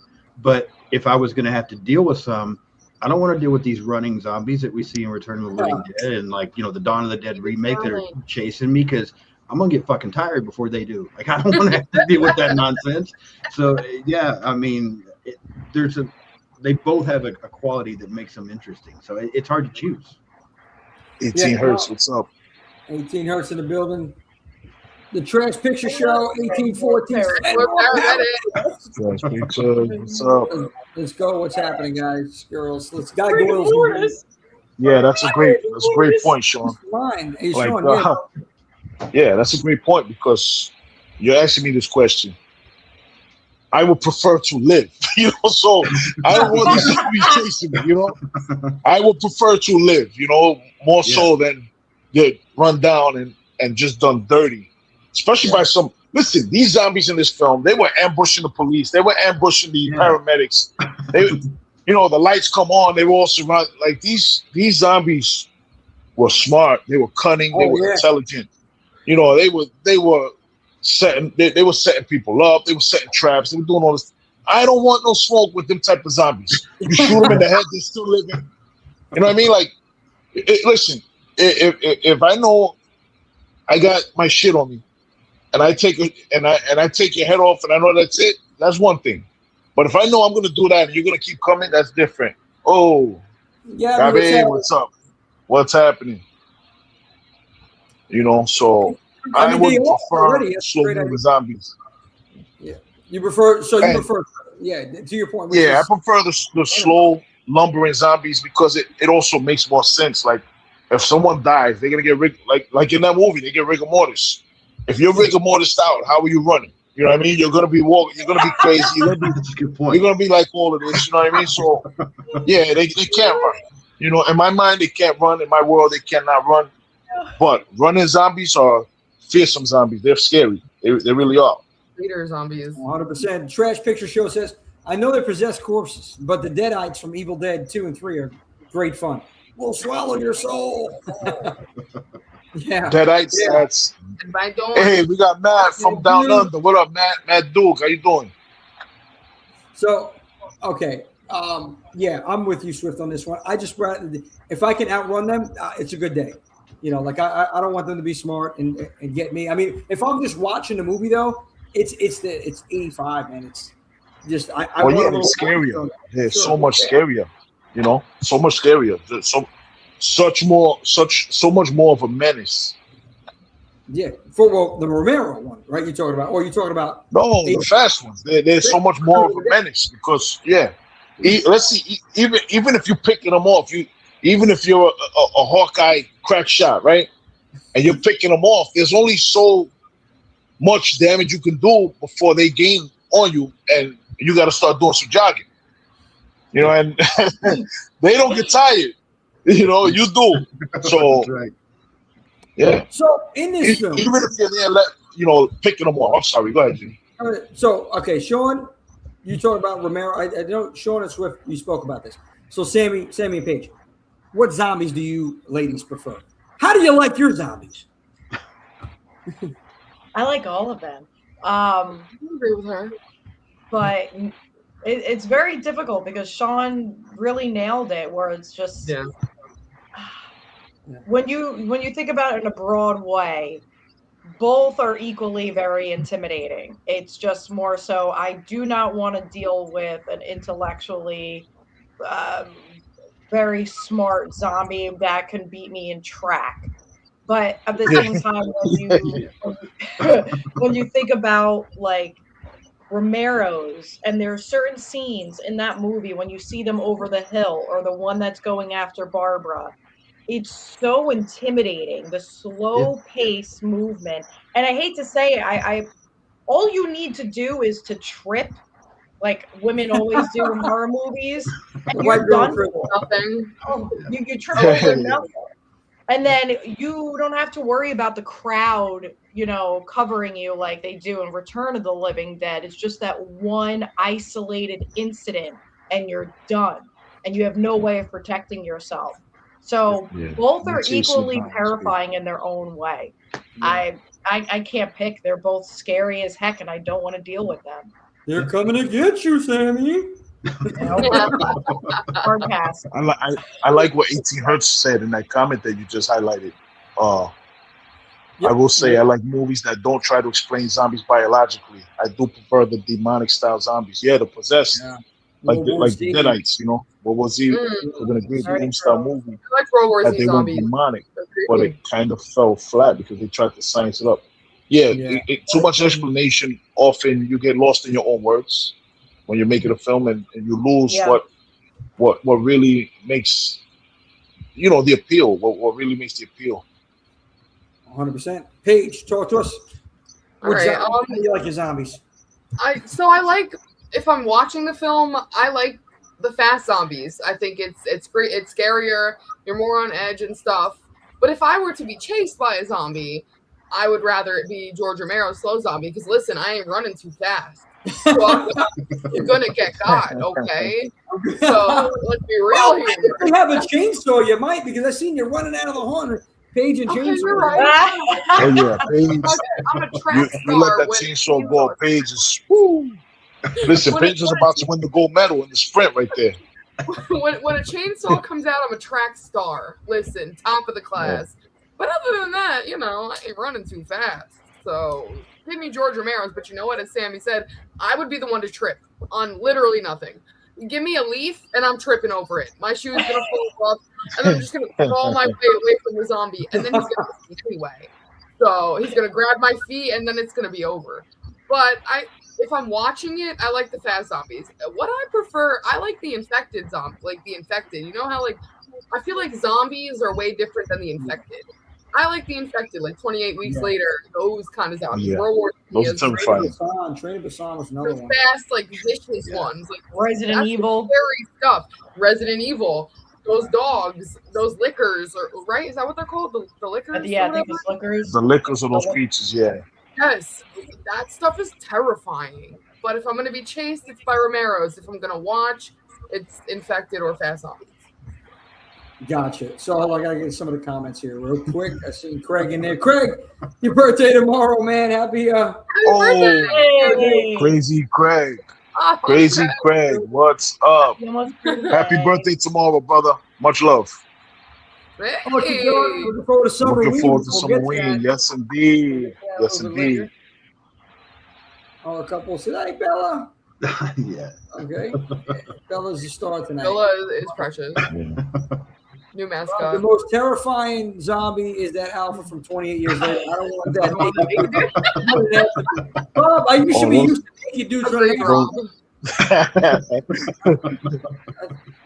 Craig. Yes, indeed. Love you too, Craig. Listen, have a fantastic birthday. Yes, I'm with Swift. So yeah, that trash picture shows us. I'm with Swift. Best explanation in a zombie movie is Dawn of the Dead. When there's no more room in hell, the dead will walk the earth. Ambiguity is cooler. Not everything needs to be explained. So Agreed. I say that all the time. Yeah. Let us Facts. like just Sam, have you ever acted in a zombie role? Have you ever acted in all of your roles that you've ever played? Have you ever played a zombie? Have you ever portrayed a zombie? And if so, how difficult was it? I did, and I loved it, and I want to do more. I would love to do a Walking Dead. Can you imagine if all of us auditioned and just do our best zombie walk? Hard Hey, I mean, it's so much fun. Walking Dead. A couple more days of work. I don't need makeup. Let's put it together. Let's put it together. 18 Hertz Studio. Thank you so much. I just saw your comment. Thank you. Thank you so much. Appreciate you.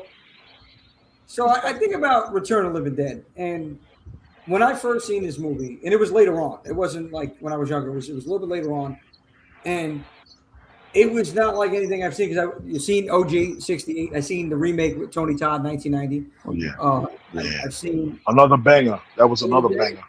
100%. I've seen Day of the Dead, and then what I noticed is like when I watched this, it just different vibe. It was not like any other zombie movie I've seen before, and it got me because I felt it spoke to, us, the younger generation. Obviously, more than anything else, just with different scenes in there, and then even the chemistry with Frank and Freddy in the office. Like, there's been so many times we work, those that work with in places, co-workers exchange kind of stories and secrets and whatnot. But just it seems so organic how that went, their conversation in the beginning, and how that big, terrible decision that was made by Frank, and boom, we have running zombies and more advanced zombies. So I mean, just these little Frank. moments. Yeah. See what you did, Frank? You froze Jimmy. Am I frozen? Am I You were good? frozen. Oh my God. Okay, I'm back. Here we go. So, just thinking about the film overall and the scenes in that movie, and we got to talk. I mean, people talk about the most iconic scene is Trash in that graveyard scene. Mm-hmm. And she got down, and it was wild. And I didn't expect that when I first seen it. Everybody's favorite scene in that movie. Yeah, when you're 13 and that happens, it's amazing. Oh yeah. Definitely a teen when I seen it, and I was it was iconic scene in that film. But I wanted to ask everybody else in here. Well, before we get to the scenes, actually, you think about the cast. I want to talk about the casting. Who made the worst decision in this movie? Can we agree that it was Frank? Frank. Yeah. This would have never happened if it wasn't for military drum. Frank. Yeah, dumbass. Yeah. He's the worst boss. Trying to brag about it like, you want to see something cool, kid? I'm gonna show you real quick. You gotta After he told So we're after he told the terrors of what he heard happen, after he recited the terrors that happened once before, he said, "Oh, we still got a couple of them downstairs." Oh shit, what's up? Sneak Rick, how you doing, brother? Everybody, the whole damn enchilada podcast, check them out tomorrow night, 7 p.m. We got Kylie Griffin in the house. What's up, Kylie? How you doing? Matt Duke, I really prefer supernatural style. I would like to experience the evil style, but supernatural. I like watching the game, but the zombies and monsters are supernatural. Yes, Okay, indeed. Matt. So if you guys were in the film, where would you have hid? Where? Good question. Away from the Shucks. Wait. They didn't have any Listen. scenes on top of the building, right? the factory.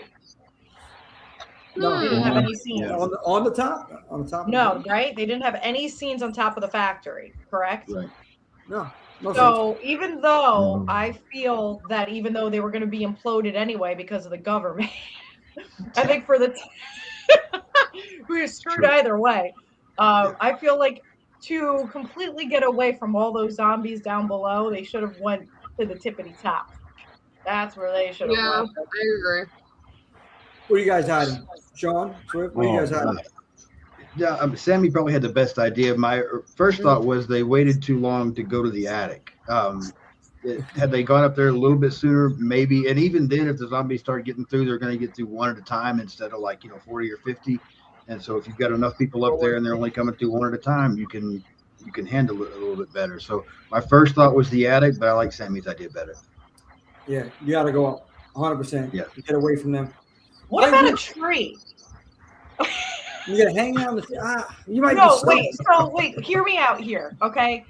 I've only watched less than 5 movies where people successfully, for a temporary amount of time, hung out in the trees to escape whatever that was chasing them. I'm wondering if they got far away enough from that limited area where the government blew it all up. If they just hung out in a tree and just waited it out, because they weren't climbing trees, right? Yeah. We didn't see any zombies climbing trees. Well, no, but now you're in the tree, Sam. You got to use the bathroom. What are you doing? Like pee on them. You got to pee on the zombies. Pee on them. You got to make a game out of it. Yeah. Like, Listen, if you're in that situation, I'm pretty sure you already peed on yourself, so you ain't got to worry about that. You're empty. You're emptied out. Now, would you? You know what I like? I think this is the second. I was thinking about. I don't know why it just popped in my head. Tom Matthews, and it's funny because when we just seen him at the recent event, I kind of got that image in my when he's chasing his girlfriend around. I just want your brains. Just give me your brain. Their second film, but I was thinking nobody talks about that. I mean, this is obviously better than the second, the sequel. But I love the fact how they didn't care that, Tom Matthews, James Cameron, they died in the first. They brought the same two back because of the chemistry and Return of the Living Dead 2. And I enjoyed that as well. But, this movie, I don't know where the hell I would have hid. I don't. Tar Man roaming around. I would have stayed in the crematorium. But, no, they now the crematorium got taken over. It's kind of tough. I would have gone as far away from the medical place as possible. As far away. Just run away. That's all you can do. I might have threw myself back in the grave. I threw myself in the grave and had my head there like I'm, they would have never knew. Play dead. Yeah. It's just that everybody in this film, they were just screwed. Because the kids were hanging out there because they were waiting for Freddy to get out. That's their boy. 4th of July weekend, that's their boy. Yeah, we're waiting for Freddy to get out. His girlfriend there. Everybody there screwed. Freddy and Frank, they're working. Frank, this is made by the good old Corps of of Army Engineers. Boom! Frank, I forget his name, the embalmer, or whatever you call the guy, the mortuary. The mortician, right? He was working. He was doing what he should have been doing. Everybody there was screwed. When you talk about Bert, the owner, he came to take care of the milk that freaking Frank spilled. Everybody they're screwed already. They're done. They cooked. There's no way they could hide. They were just chosen that day. Listen, this is it. Your life is going to suck from here on out.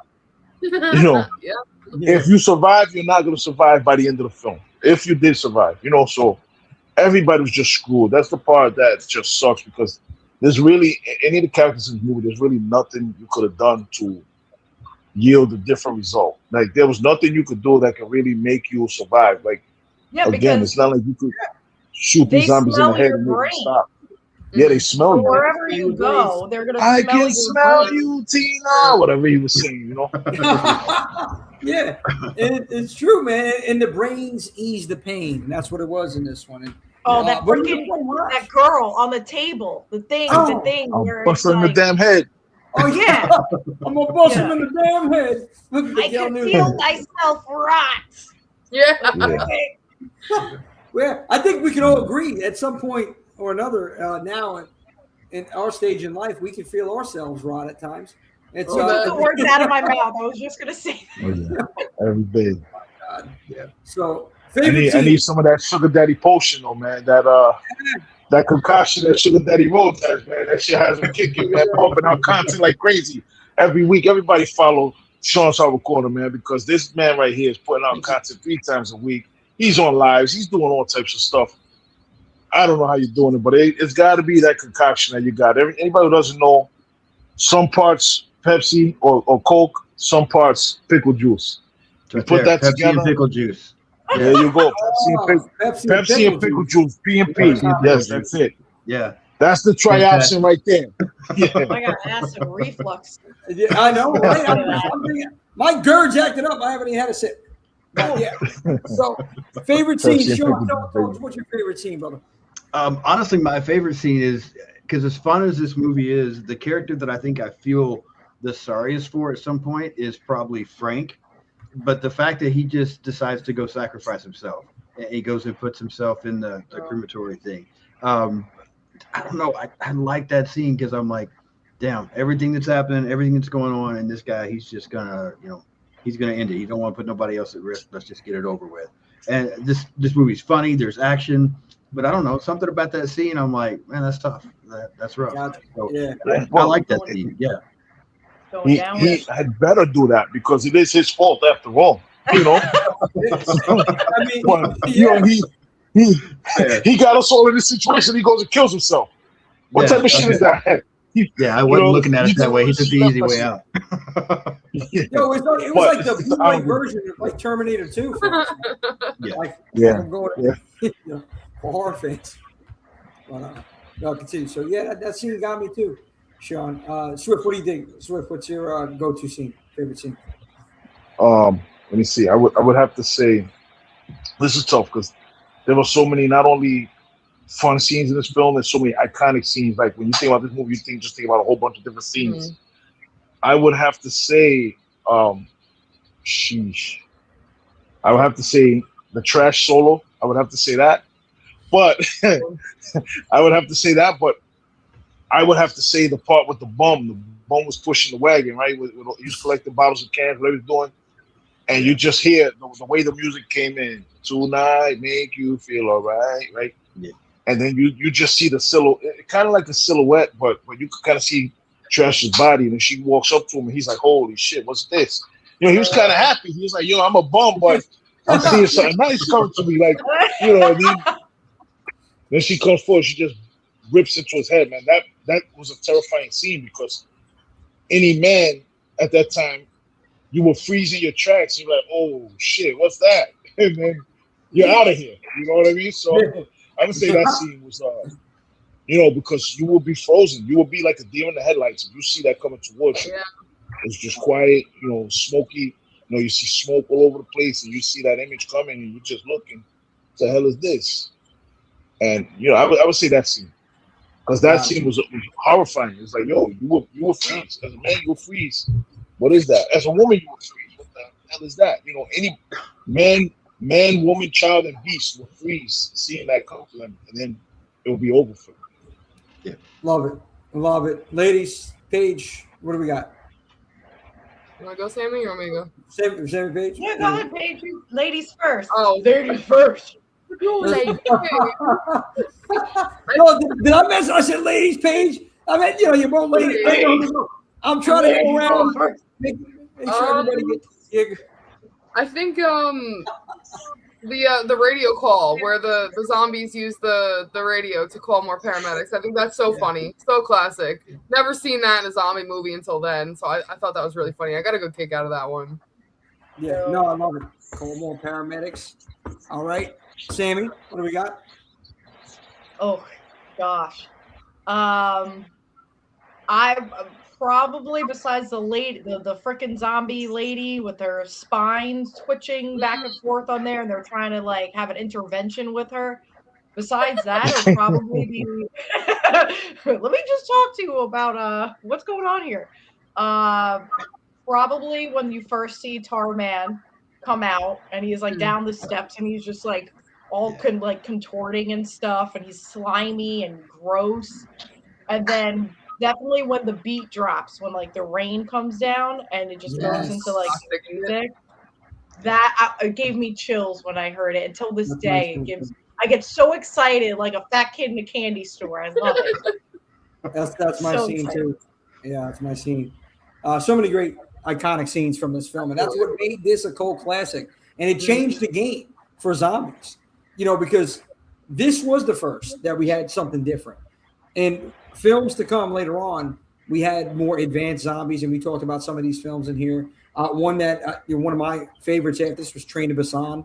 Really that movie.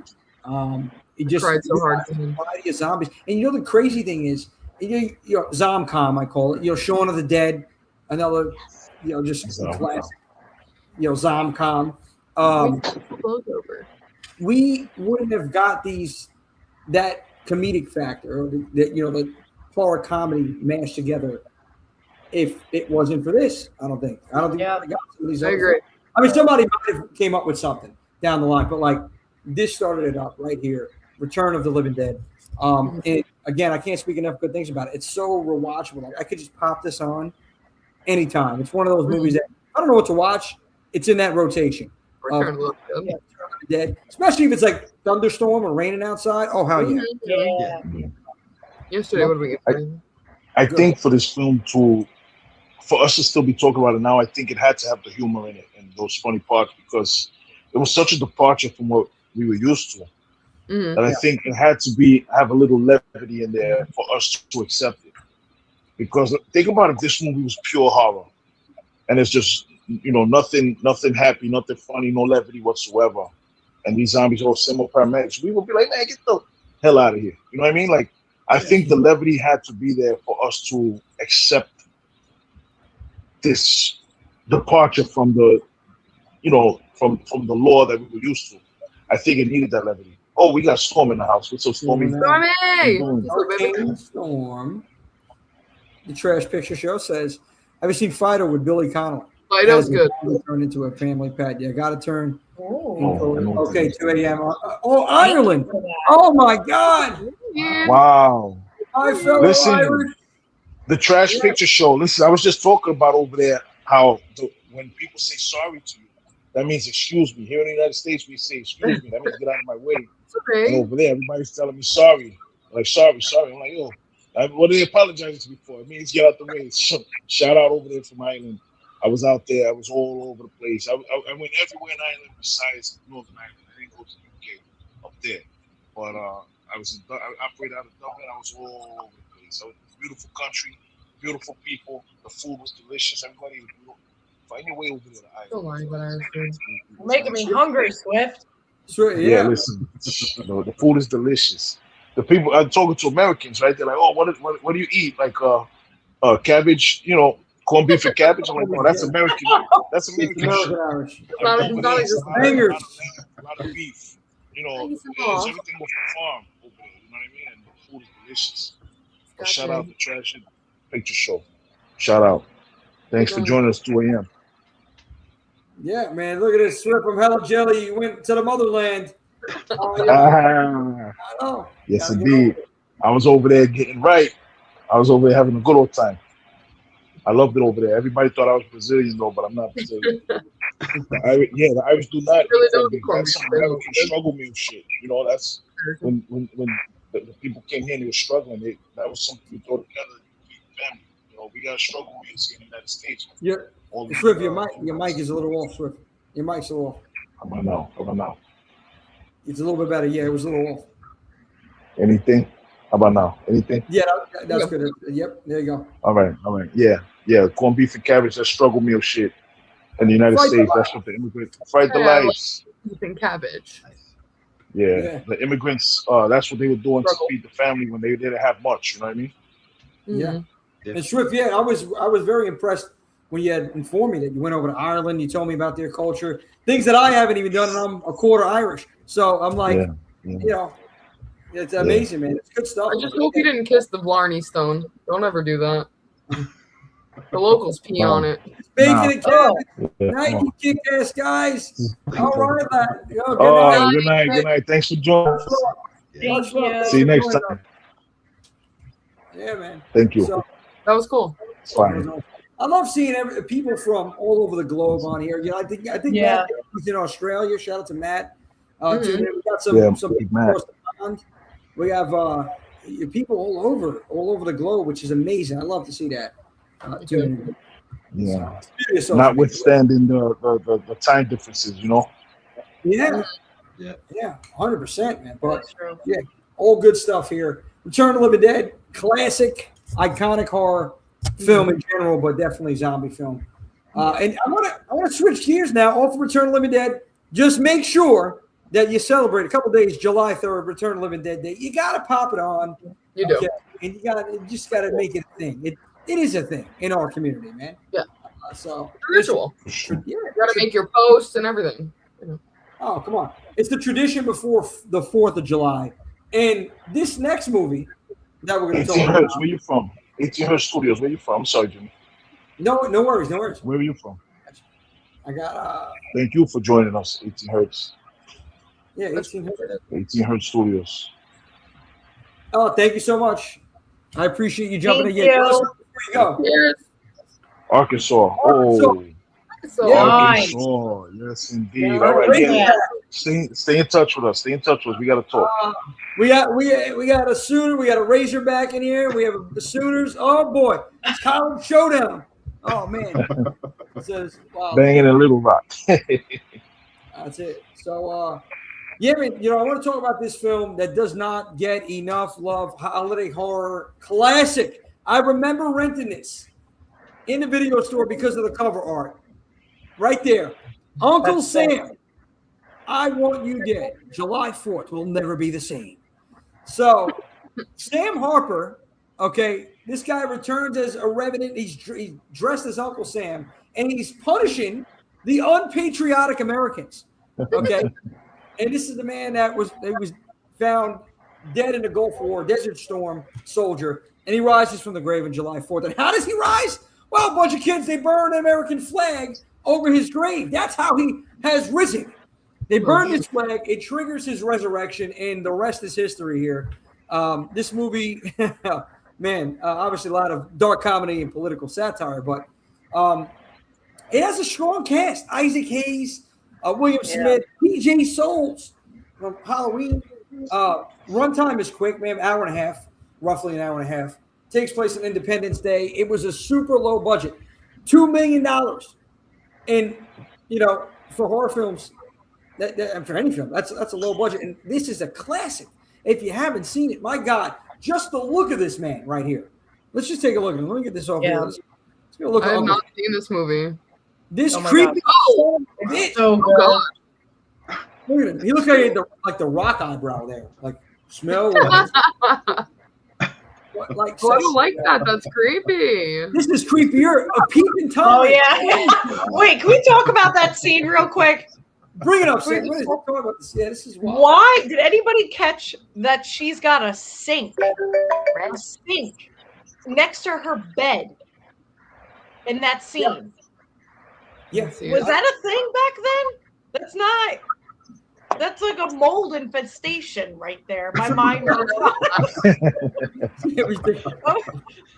I was like, that's the real horror right there. It's not some perv dressing up as Sam or whatever. I saw her washing her hands next to where she puts her head at night. That's Sam. You caught something I didn't catch. That mold is something serious. I'll tell you. 18 Hertz. If you're interested, I got a movie, Kings of Horror. Yeah, tell us more about it. Yes. I appreciate that. What's up, Randy King? Yeah. Randy King. Randy King, what's up? My name is Jimmy too. Oh, yeah, hell of a name. Hey, Jimmy. Nice to meet you, Jimmy. So that scene, Sam, that was creepy though. Other than the mold and the potential mold over there, just him peeping through the window. The character. My thoughts on the whole thing. The character himself. I thought it was a unique idea and concept. The get up was funny with the mask on, and it was creepy. That mask, when I first seen it, I was creeped out. Some of the kills, hilarious. I mean, the American flag right through the heart. You had to have that in there. Come on, man. That was fireworks. amazing. The fireworks was badass. I need to watch this movie. I'm gonna watch it Saturday. Paige, you would love it. I think you would love it. I saw this movie. Yeah. I saw this movie for the first time last year on the 4th of July. That was the first time I ever saw this film. Very patriotic of you. We salute you, Swift. Friday, we'll the Living Dead, and then Saturday will be this.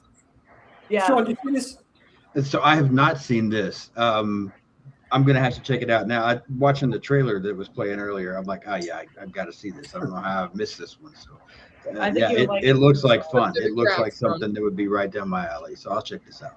100%. I think my friend Joe Castro did some of the effects, including the mask. Oh, that's dope.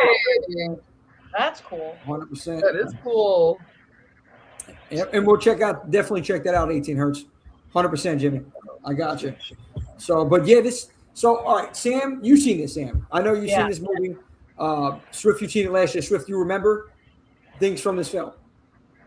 Yeah, I remember it felt 1996, right? It felt 1996, but I remember the effects. Like, I remember what, there's certain parts, I don't want to say like the coffin and everything like that. Like, I'm like, yo, I can't believe this was a movie that wasn't theatrical. Like, when I saw the effects in it, I was just, I was so fascinated by how did this movie come out, and I never saw it. Had I heard about it? Yes, it did. But I never watched it. I never heard anybody besides Jimmy. I never heard anybody talk about it besides Jimmy J right here. I never heard anybody really talk about the film. And I'm like, yo, it felt like a 1996 movie. So take that for what it's worth. And that means before Scream. Not, remember, 1996 before Scream was a lot different. Rock off friends and thanks. Yeah, no doubt for letting me plug. Y'all rule. You rule too. Stay in touch with us. 1996 was different for horror before, Scream came out in like December. And this came out obviously before that. But it felt like a 1996 movie. It felt like where horror was, but it felt like it was doing something different. It wasn't just all the same. And I was just fascinated by the effects. I'm like, yo, this really looked. Jimmy said it had a low budget, but the effects, the practical effects, the makeup, all of that was phenomenal. It really was something to really talk about and something for me to in 2025 when I saw this movie for me to really, hey, is that Otis? Yeah, he's being bad, so I got to put him in air jail. What are you doing, Otis? Your cat lets you hold him. My cat just bites me and scratches me until I get an infection. You want to trade? The animals, Bella and Otis have taken over the show today, and I love it. I love it. But Swift, it's a really good point, man. We talked about this earlier in the show. We talked about timing, right? So timing with Walking Dead, we were talking about earlier, it was perfect timing. Had this film came out in the 80s, it would have it had a massive following, I feel like. Yeah. Because this is 96. We changed it. We changed the game. Wes Craven changed the game with Scream. Bottom line. So, yes, it's all about timing, and that's why this movie, I think, got overlooked. It's a damn good film. I'm surprised they did what they did with the budget that they had and the cast that they had. Yeah. People really weren't checking for slasher flicks at that time. They just really weren't. It just wasn't the thing, They weren't checking for slashers back then. Oh, hell no. Besides the fact that they both came out in the same year, 1996, I am not comparing them whatsoever. They're completely different. This is better. No, I'm not saying. Definitely not better. But like you said, the practical, the kills, the look of it. Sammy, what do since you the makeup. The makeup. Yeah. Yes, 100%. What do you think? Sam, about this? I've heard of Uncle Sam before by like fellow horror friends and stuff like that, but I was never able to see it until you brought it up, Jimmy, and I was like, I gotta see this. I gotta watch this. Yeah. And I'm glad that you did, because I absolutely do love this film. Yes. It's a really good one. I really think you guys, I think Paige, Sean, I think you'll dig it. I don't know, and I say this respectfully, if there were certain parts that were meant to be like cheesy-ish. But there were certain scenes where I was just actually cracking up. It was 1996. Yeah. Like It was 1996. I don't want to give away too much to you guys, but there's two scenes that I just lost it. It was the knapsack race for the July 4th festival. Yeah. That kid was aggressive. I've never seen a race like that in my life. All I kept thinking about was like, I would love to see the outtakes. I need to see the behind the scenes shots of them doing this race because it looked like it felt like forever. And then the second one was this poor kid, the friend that got burned originally from the prior 4th of July event. His parents seemed to not give a crap about him being in the wheelchair. The husband just picked up the wife and was like, "You stay here. We'll come back for you." And I'm like, of course he's going to stay. He's in a wheelchair and he's blind. Where do you think this kid is going to go? And then there's certain scenes where he's in the background while there's action going on, and you just see him in the wheelchair, just like zoned out. The slasher whisperer. Yeah, Yeah, like what the hell's going on here? He's like, he's coming. He's here. He'll move out of the way. And I'm like, does this kid, because he lost his sight, has like a natural sixth sense now? I don't know. But I lost it. I don't know if it was meant to be comedy in that part or not, but it just made the movie. I thought it was very well paced too, just like Return of the Living Dead. I didn't feel like there was any boring scenes at all. The practical effects were amazing, especially at the end when you see him underneath everything. Yeah. That was very spooky, very creepy. Overall, definitely highly recommend this film. I will say also the actual kid, the one that, the nephew, something about him gave me creepy vibes. I don't know if that was intentional either, because he looked up to his Uncle Sam so much, and he was like maybe getting into this like dark mentality because everybody was against Sam because of his history and all that. But he just appeared very intimidating. But highly recommend it. I think you guys would really love it, and I would like to know, Paige and Sean, your opinion on it, especially the sack scene and the wheelchairs. Wheelchair kid, man. It was like, I just want to watch it tonight. So, You know one thing about this movie, though? Sorry, Jimmy. I just want to say this real quick. Something about this movie. This was a time when movies were made for the video store. Video stores were still booming, still kicking, and it was a big business to make straight-to-video movies. And I believe this was straight-to-video. I remember people talking about it, but this was a straight-to-video movie. It has that feel, but it's not in a bad way. It just, I feel like it was, okay, this is made for video. This is meant for consumption. This is meant for people to rent from the video store. I won't even say it was meant for people to buy it and own it. I think it was meant for the video store, for rentals. And I really believe that when I actually saw the movie. But it was meant as a high-quality video store movie, I believe. I don't know. I never spoke to the crew behind the film, but that's what I gathered from watching this film. It was like meant as a high-quality, made for video store rental movie. 100%. That was the thing. That was the thing back then. It was, they had movies that were made for that, just to get people. It was booming. Video stores were booming. I missed them so much, man. Thinking about it. Yeah. And just to throw another fact out there about this film, that the same director, William Lustig, he directed Maniac Cop, and it made a lot of sense because the look of him under the mask, it kind of reminded me a lot of Maniac Cop. It's a fingerprint. That's a fingerprint. That's right there. why.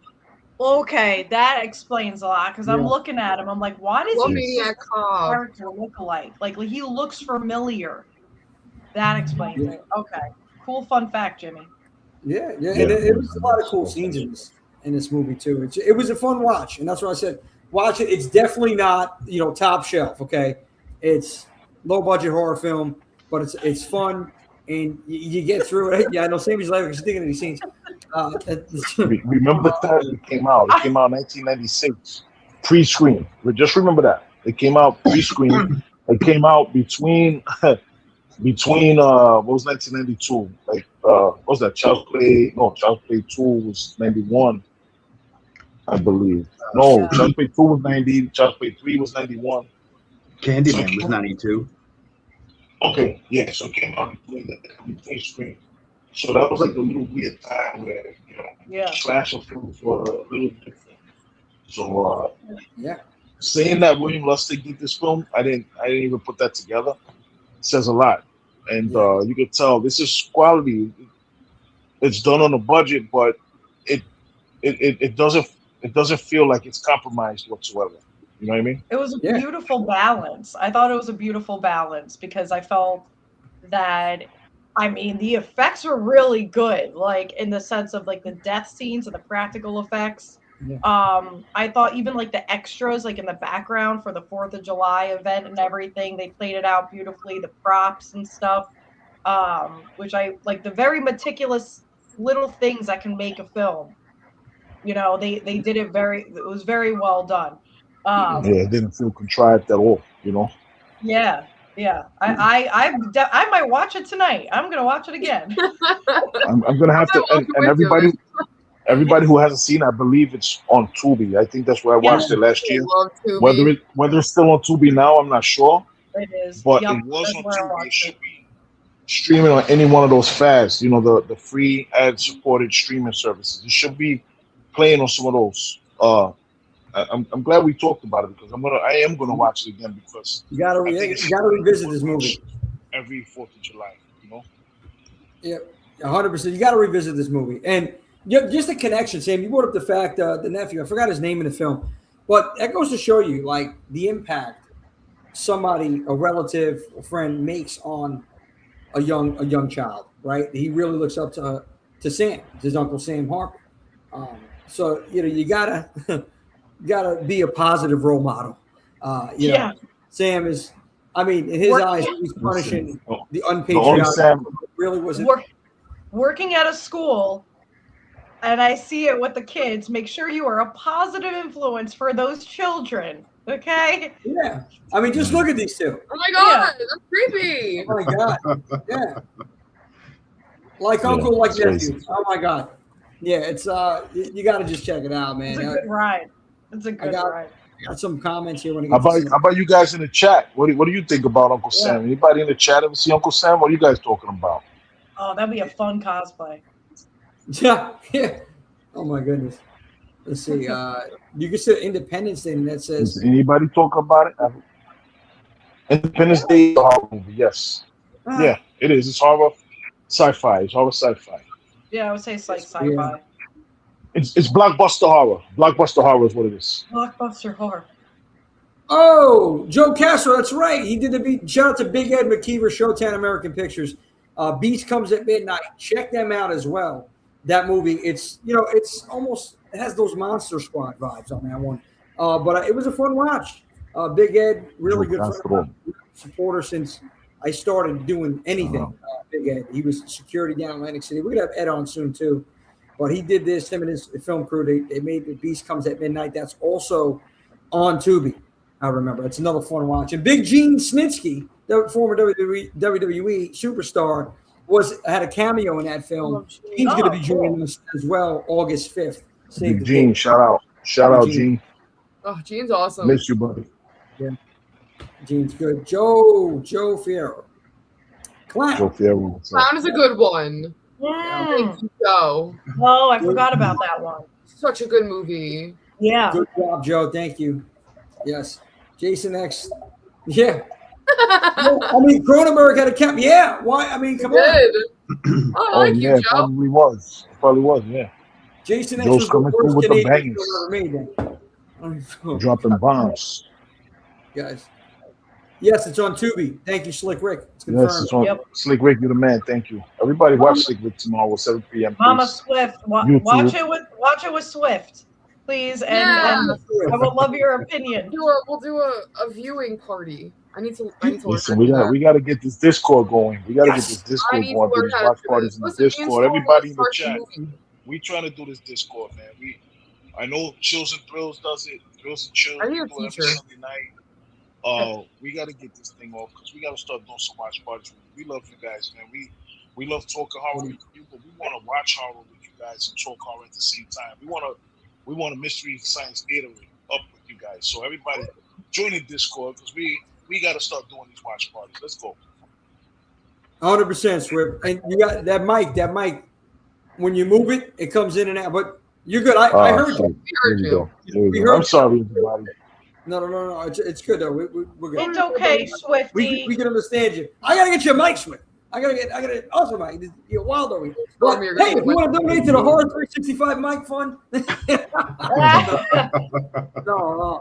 I appreciate you all. But Swift, thank you for bringing that up. The Discord. There was an idea Sammy had brought up about having a horror movie marathon, like a whole franchise, a watch along in some capacity. Now, this is going to be crazy. I think we can pull this off at the right time. I think sometime during the winter when there's like nothing else going on, we set something up, maybe in January, where we could do like a whole, we could watch, for instance, the Nightmare on Elm Street franchise or, a Friday 13th. You got to start with Nightmare on Elm Street. You got to start, right? Oh, man. Halloween, I don't want to know that because, Rob Humphrey in here is going to be talking about, I can't wait till we get to ends. I'm going to end you, Rob. I'm going to end you. We love you, Rob. Yeah, but we love you, man. But, I mean, that's an idea, and we definitely want to have these watch-alongs in some capacity. Mama Swift, I know we're going to get you on the show eventually. Even if it's just audio, you're going to be on the show. But, Mom, we love you. We appreciate everything that you do for us every week and all the love and support. Thank you, I know you can help us out with this watch along. So we got to definitely talk on that and figure out. I wish I knew how to do it as the person constructing it, because when I used to live, I think I was telling you, Jimmy, I used to live off of Discord during the pandemic. And then the film company I eventually actually worked for, DBS, they would have Minecraft, and we would be able to log in and just watch people play Minecraft or watch whatever movies they were watching. So I know it's possible. My brothers go with Discord. I want to ask him. Yeah. I play games with him and my cousins on Discord. So I'm sure we can all watch a movie together. If we have, we literally draw little figures to each other. It's like a big whiteboard you can all see. So if we could do that, you can watch movies together. Yep. Yeah, we can. Like I said, Chills and Thrills, they do it every Sunday night.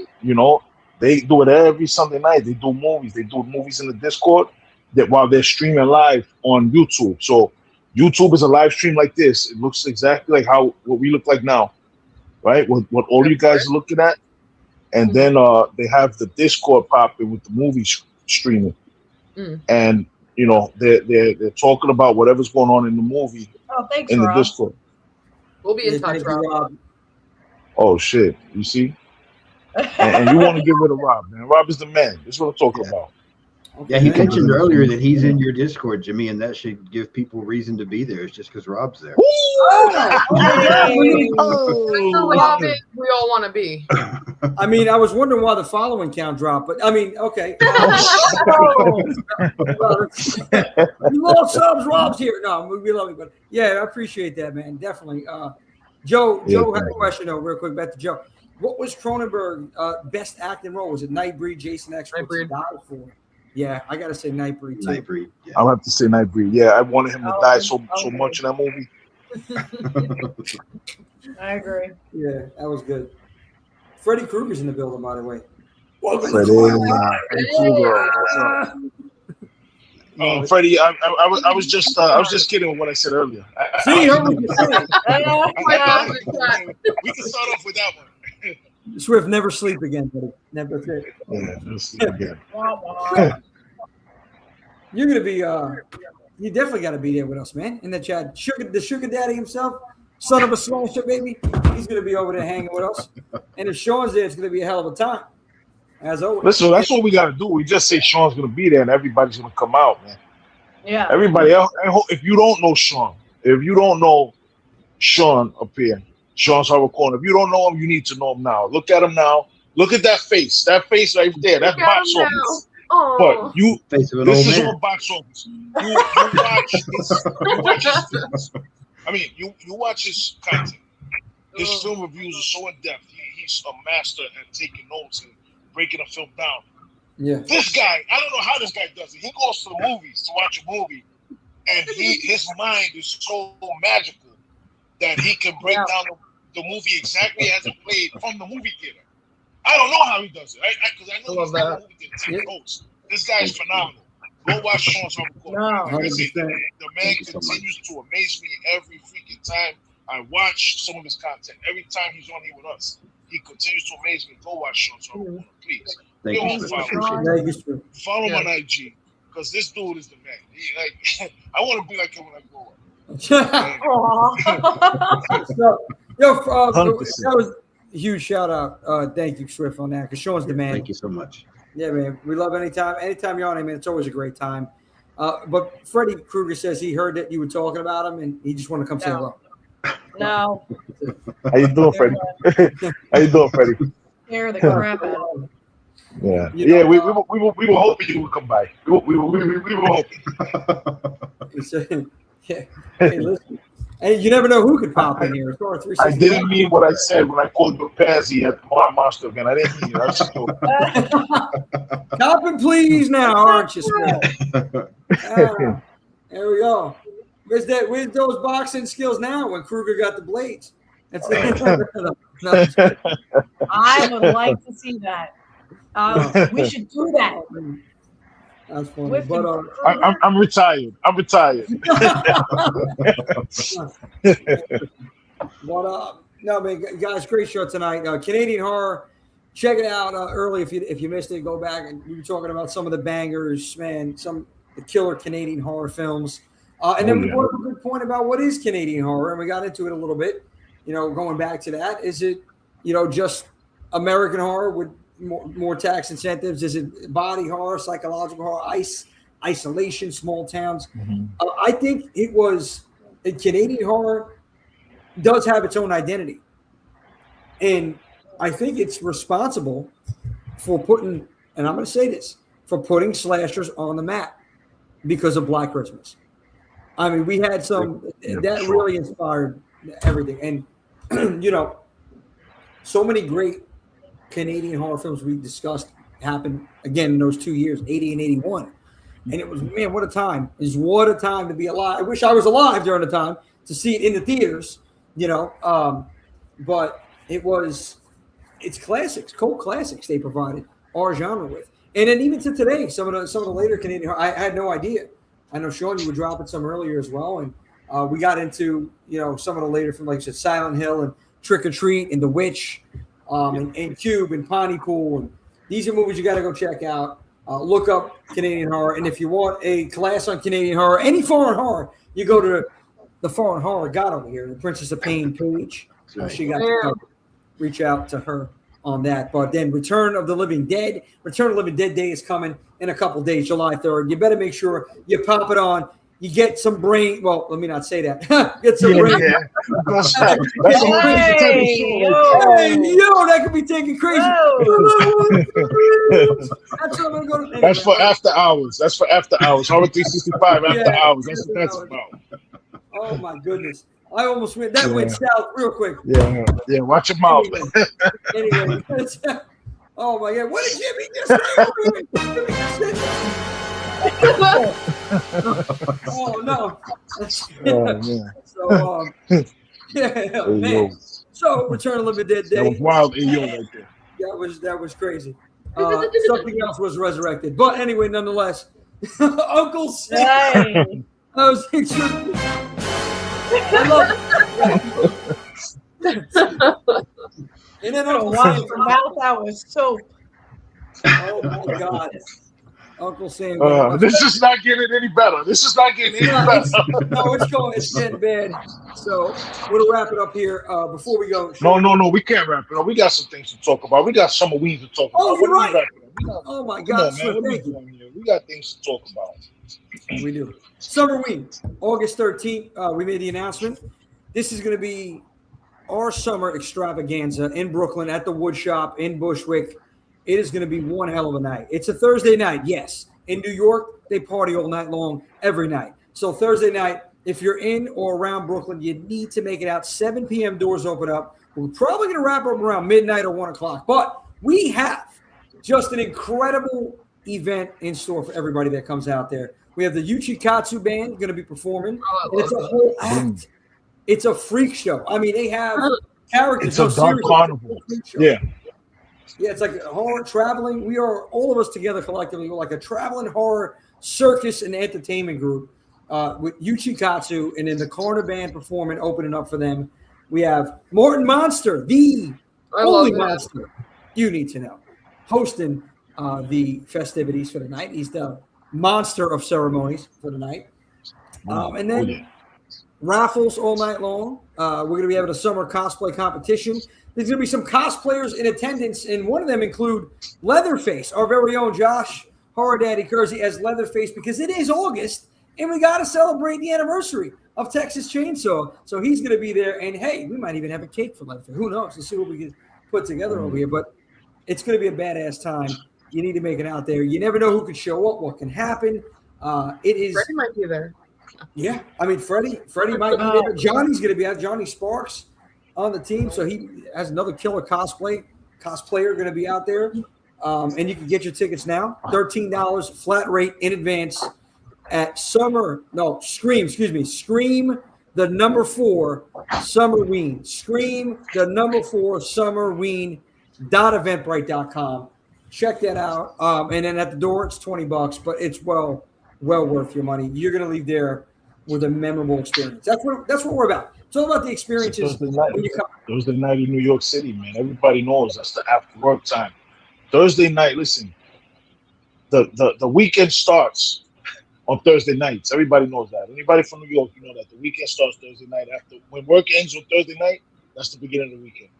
Yeah, you go to work on Friday, but you're pretty much at work as the living dead at that point, you know, because you were partying all night long on Thursday night. But come on out, have some fun with us. We're gonna have some dope music. We're gonna have a lot of fun. We're gonna be dancing. We're gonna listen. Anybody who's ever been to one of our things, you know the type of party we throw. So I don't even gotta keep talking about it. Just make sure if you're anywhere in New York City, make sure you come out to it because it's gonna be fire. We got Uchikatsu. If you haven't heard of Uchikatsu, look up Uchikatsu official on Instagram. Check out some of their stuff. You got the lead vocalist, Jonathan. Man, this dude, he has the ultimate singing voice, and then he can do the guttural screams and everything too, man. Yeah, it's really a sight to behold. It's an experience when you watch them play, and you watch everything they bring to it.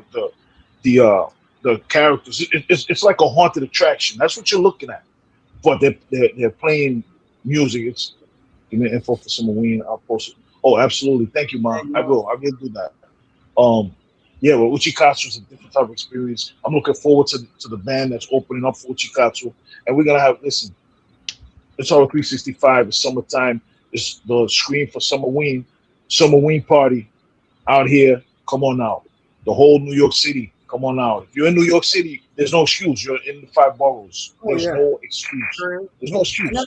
There's no excuse to not have a good time. There's no excuse to not come have a good time. Why not? Yeah. And you got some time. It's about 6 or 7 weeks from now. So, I mean, there's other things, though, Swift, coming up in July, in this month. And there's three particular events. July 12th is going to be Mark Monster's JAWS-A-THON out in Brooklyn, Freddy's Bar. Yes, I said it, Mr. Kruger. 527, I believe 527 Fifth Avenue or 627 Fifth Avenue in Brooklyn. Right there on Fifth Avenue, right there. Yeah. JAWS-A-THON. We're watching Jaws from the original all the way through. It's going to be an all-day affair. Come on, hang out with us. You're going to need to do some drinking. So come on out because Freddy's got you covered. So you're going to have to. 100%. Yeah, because those later ones get rough, man. I don't know how we're going to make it through those. But, yeah, you know, and then July 18th, later on the next weekend, Scream Scene NYC's 1 year anniversary. Child's Play Shout out 2. to Marlo. Shout out to Marlo. That's going to be one hell of an anniversary show, and Child's Play 2, one of my favorite horrors of all time. So, yeah, you got to come on out there. It was the Pine Box Rock Shop, I believe, as well. Yeah, the Pine Box Rock Shop. The Pine Box Rock Shop over there in Bushwick, also in Brooklyn. If you're in New York City, there's no excuse not to make it out. It's going to be a blast. It's good. You already know how Scream Scene NYC gives it up. You know, I was just over there for the prior screening of Interview with a Vampire, and there's live performances, there's raffles, there's all type. Listen, there's a themed cocktail menu based on whatever film is playing. There's a themed cocktail menu. There's drinking games. Marlo really does it up. Marlo makes sure all of the attendees has a great time. And listen, there's no excuse not to go. Come on out. Yeah, no, 100%. It's going to be a hell of a time out there too, July 18th. And then we wrap up the month of events July 31st at the Emmaus Theater /Miss in July. That's in Pennsylvania over here. Josh, Horror Daddy, once again, 85. He's going to be out there as Santa Art the Clown. He's taking pictures. Take pictures with Santa Art on the stage. Then we're going to screen Terrifier 3. And then we're going to conclude with a little Christmas gathering with some raffles. Christmas present raffle. So it's at the Emmaus Theater. You check them out, emmaustheater.com. They have the Eventbrite tickets up there. I believe tickets are roughly around 12 and change. So check them out. We're going to be out there. That's 8 o'clock that night on July 31st. So killer month in store for us. I'm looking forward to all these activities. Yep. And I want Sean to come. We got to get him to come. I want Sean to come too, man. We got to get Sean up here, man. Yeah, I need to make a trip as soon as possible. You're in Oklahoma, right? Yeah. Or maybe we'll go to Oklahoma. Yeah, Swift needs to bring something down here. Oh, yeah, absolutely. Oklahoma. Yeah, we gotta do something. We gotta get this together. We gotta figure something out. I was talking to Sean a little bit about it, running some ideas by him, but we really got to put this together. What we got? If I come out, you still wouldn't know who I was. I'm just a big fan of Freddy Krueger. Well, you need to come out. What's your name? Jimmy J. What's your name and where you're from, Freddy? You guys go to Oklahoma. Well, listen, Rob. My mom is down there, so I'm definitely gonna be down there first. Because I gotta go see Mama Swift. I'm gonna be down there. I don't know when, but soon. I'm gonna try to make it down there as soon as possible because I haven't seen Ma. I miss her. And thank you so much, Ma, for holding it down every week over here. You are a lifesaver. Here. You got the cape on. You got the S on your chest. So thank you so much for doing this for us every week, week in and week out. And I gotta come down there and see you. 100%. And at the same time, I gotta see Nanette. At the same time, I gotta see Nanette. At the same time, I gotta see Rob. There's so many people down there that I gotta go see. I gotta go see the Don't Be Dead podcast. I gotta go see Derek. There's a lot of people down there I gotta go see. A lot of people. Shout out Don't Be Dead podcast. So we gotta have a tour bus. I think so. There you go. We got a horror 365. You get car. We got a bus, not a car. You get bus sick too. Yeah, right. It's not a car. I'll take Benadryl. I'll be fine. I'll be knocked out most of the time. I'll give you Dramamine. Yeah. Señor Fantástico. Que lo que? Oh man, Señor Fantástico. Tony in the building. So I got to get the load the trivia question up here. And then we got the trivia question of the week coming before we wrap it up over here. Let's see. I'm already thinking about what to do for freaking Halloween. What to dress up for Halloween. Yo, I feel that. Let's see. What are you thinking for Halloween? What do you think about dressing up as? I don't know, because when does Halloween fall on this year? Let's see. I think it's a Saturday. Sábado gigante. Oh, it's Saturday. Oh, shit, it's a Saturday, yes. Sábado gigante, sábado picante. Sábado gigante. Since it's Saturday, I'm gonna go. I gotta be gory. I gotta figure something out gory, creepy, like you cannot figure out that it's me type of situation. You know what I'm saying? Uh-oh. You know. Yeah, Sam, I'm a little nervous already because your psychotic faces creep me out. Thank you. Check out Rob. Like, oh my God. Check out Rob's comment, Jimmy. Oh boy. What did Rob say? I just was the same thing every year. A ray of sunshine. Oh yeah, Rob. You really are, man. Yeah, you are. A ray of listen, Rob is a superstar, man. He broke the internet Friday night doing our free for all this past Friday. Rob, thanks a lot for doing that. I thought he was kicked off the show. No, you know, we want me to bust his balls a little bit. That's it. So remember July 3rd, 1984. Remember what happened? We remember what happened at 5:30, and the rest is history. So we pay homage to Return of the Living Dead.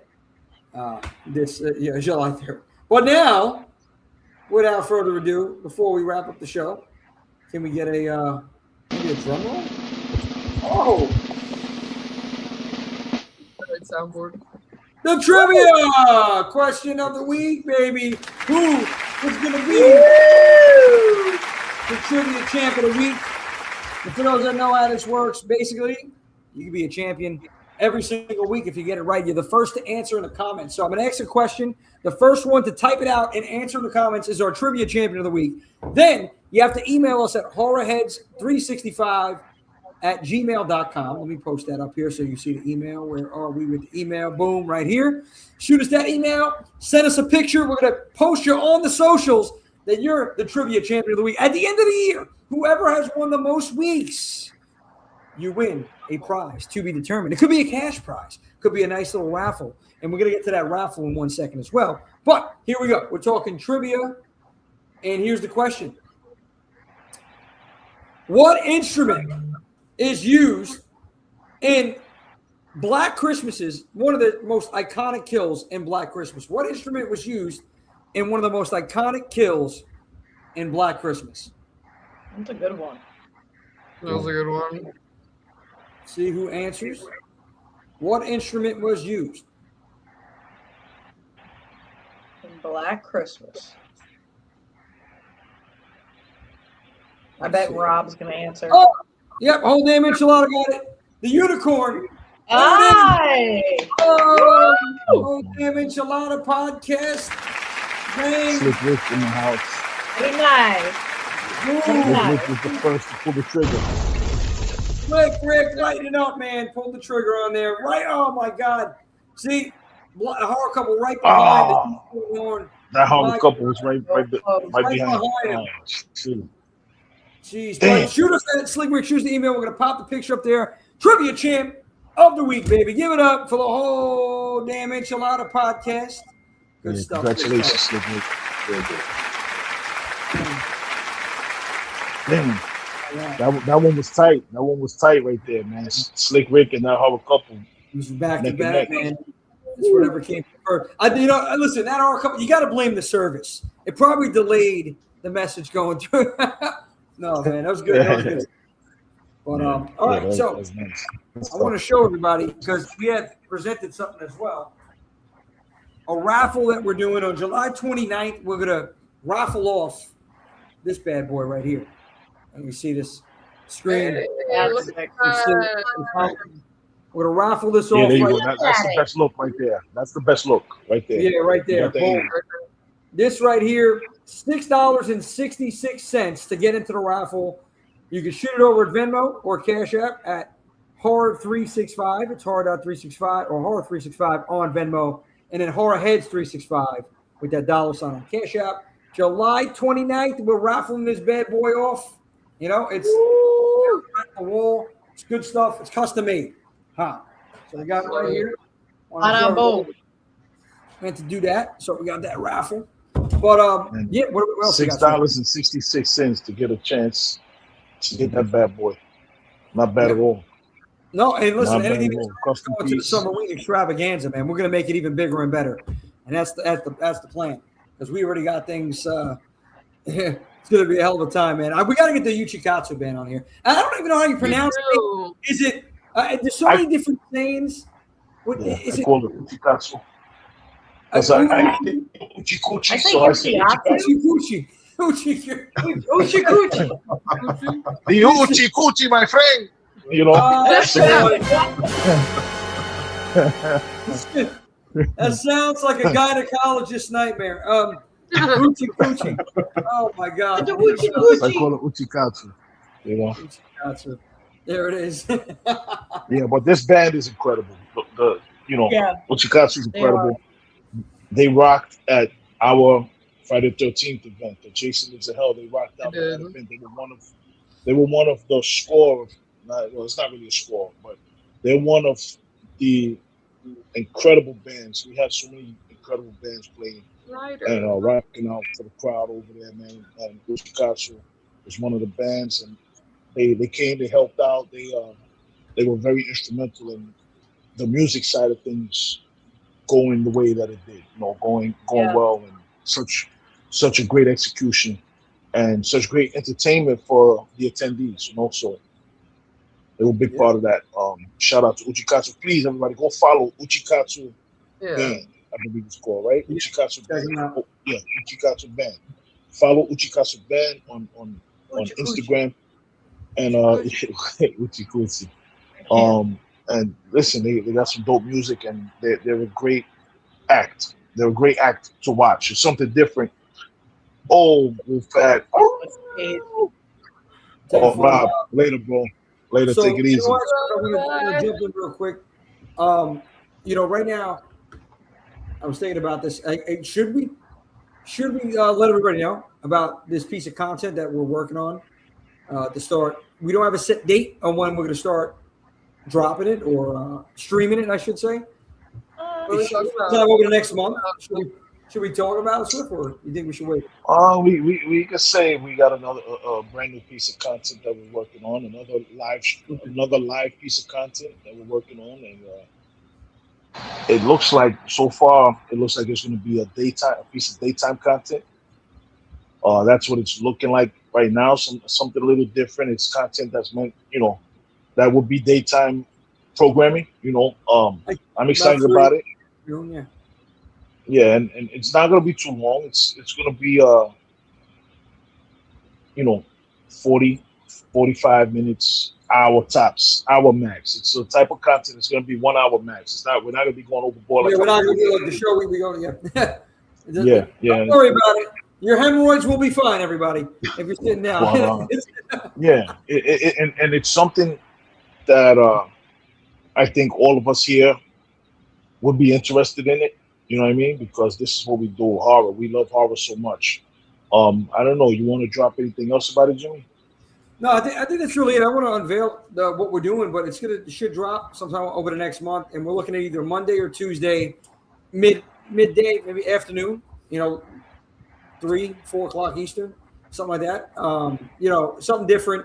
We don't want to interfere with a lot of the night stuff that could, potentially be going on that night too. And we also want to target people outside of the U.S., like those that are in England and those that are in different countries. That's prime time for them. We have a lot of international fans. Yeah. Today, we had trash. Yeah, 2 a.m. over there. So this is going to be a more accessible piece of content for people from everywhere. People in the time that we're thinking about. It will be accessible for people on the West Coast. It will be accessible for people here. It will be accessible for people across the pond. It will be accessible for people I'm thinking for people like Matt Duke down under. It's a time that I think it will be easy for them to watch it too. It's just more accessible. It's a live stream piece of content. So we're going to be, focusing on engagement and we're going to be giving our thoughts about stuff, and we want to hear your thoughts in terms, just like we do here, but it's just not, it's going to be a different form of content, but it's something that everybody here will be interested in. Yeah, I agree. And I love it. I can't wait. So just pay attention to socials for that. IG, Facebook. But other than that, Swift, I want to give Sean Sugar Daddy Rhodes, the son of a slasher, baby. Wait, you know what? I think I still got it here. I think I still got it loaded up. Come on, man. Hey, he's just a content creator. He's a horror navigator. Let's go. He ain't slashing dashing. He's delivering his opinion. Oh, he's a red kid slasher. Come on, baby. I don't know. I tortured you. Here we go, baby. How to do it. Talk to us, man. What we got going on? You can find me at Sean's Horror Corner. I'm on pretty much every piece of social media there is out there. YouTube channel. Tomorrow night, I forgot to mention this earlier. Tomorrow night, I am a guest on Dark Room Reviews. They're live, so I'll be there tomorrow night. And then, I have episodes coming out Friday the 13th, 6 with that horror couple, Undertone. Yes. Texas Chainsaw Massacre: The Next Generation, and Army of Darkness with Our Life in Horror. So a lot of fun stuff coming. Yes, let's go. Awesome. So I gotta reach out. Everybody, go check out Sean. Go check out Sean because he gets so in depth with it. I keep singing his praises, but I'm singing his praises because it's true. He does so much research with these films and the notes that he takes and all the different facts that he brings up. You really get an education when you hear Sean talk horror. So, I really love his content, man. And Sean, you drop content every Monday, Wednesday, Thursday. Monday, Wednesday, Friday. Monday, Wednesday, Friday are when my recorded episodes come out, and then occasionally I pop in. I try to pop up on you guys live. I've been on Slasher Radio. Been on a few other things here and there, and then every once in a while I just throw in my own live. I have a live coming up middle of this month with a couple of people where we're going to just talk about the whole Terrifier franchise from All Hallows Eve all the way up through Terrifier 3. And that's going to be a live stream that we're going to do that one. Awesome. Yeah. Make sure you keep us posted on that one. Make sure you keep us posted on it. Yeah, absolutely. Definitely want to be a part of it. And reach out. I did reach out to, I know everything with Sam and Brendan. Let them know Jimmy J's looking for them. Contact me. I want to speak to both of them. Yeah, but good stuff. But yeah, man. I can't wait, Sean. Please share the link with us so we can get it out there, promote it. It's all about, Swift and I talk about this, and even the page, you and me, you, Sammy, the rest of the team, we talk about promotion and that teamwork makes the dream work. I live by that.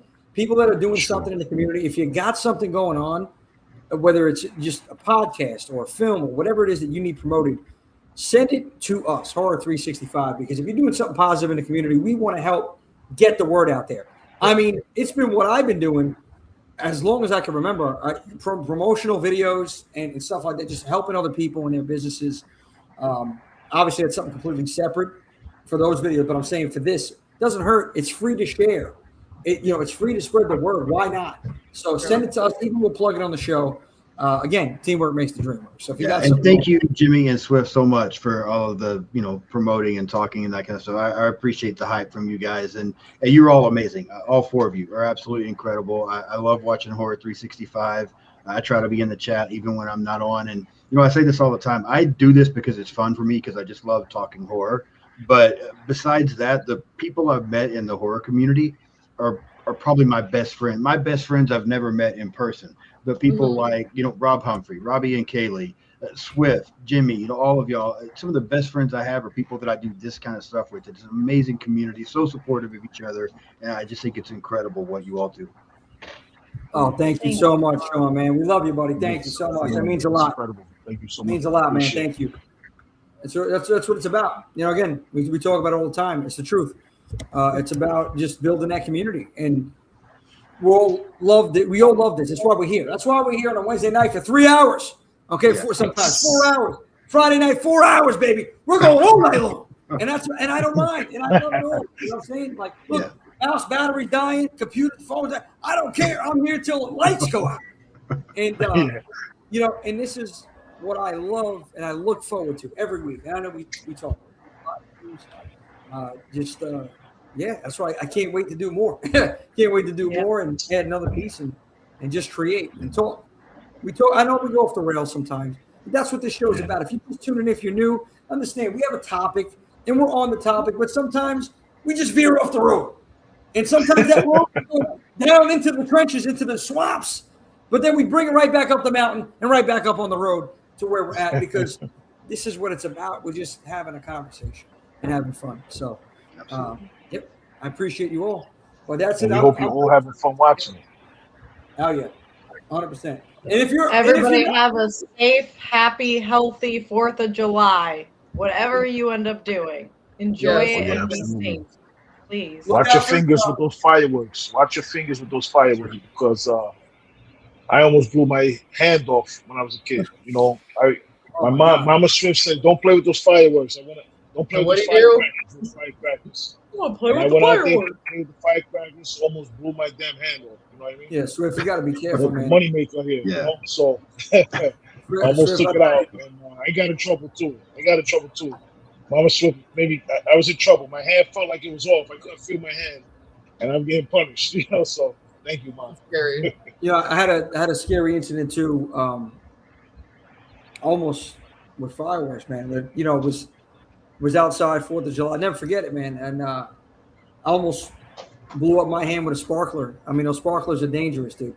Yeah. Sparklers. It's, Sparklers. I'm messing with you. Look at sparklers going. Rob James. You're Rob James. Yeah, read real quick. With the what? Robbie Rob James. Read his comment real quick. Okay. Man, this dude. Every time that horror couple's on show, we always stay on topic. Yeah, no, Kaylee and I stay on topic. Robbie's all over the damn place, but he's still fun. Rob is a problem, bro. Rob is a freaking problem. Anybody you watch that horror couple, Rob is unhinged, man. It's just so much fun to watch. He busts Sean's balls, man. He takes Sean through there. He really does. It's so fun to watch. But listen, Sean takes it like a champ, man, and he gives it right back. You know, so it's a lot of fun watching any of the Friday 13th, the Halloween reviews. Check them shits out. Yeah. It's pure gold. I'm holding it down. Amar, what's up, bro? Amar, drone shot. Wait. Oh, I still got it. I think it's in the book. That's it. Oh, baby. Nanette, yes, absolutely. What do you got? Come on. Drone shot. That signal's in the air, drone Amar. shot. There it is. Oh my God. So yeah, but yes, Nanette, what do you got for us? What do you got for us, Nanette? talk to us, Nanette. Before we check off.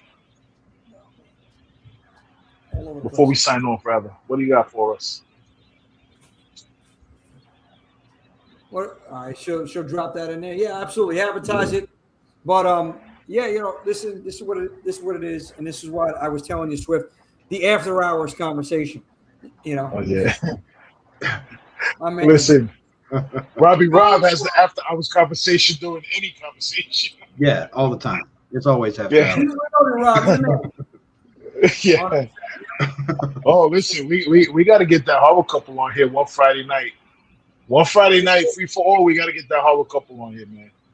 And we got to make sure the censors. We got to make sure the censors are tucked away in bed. We got to make sure, you know, the kids are away because Rob is gonna go off.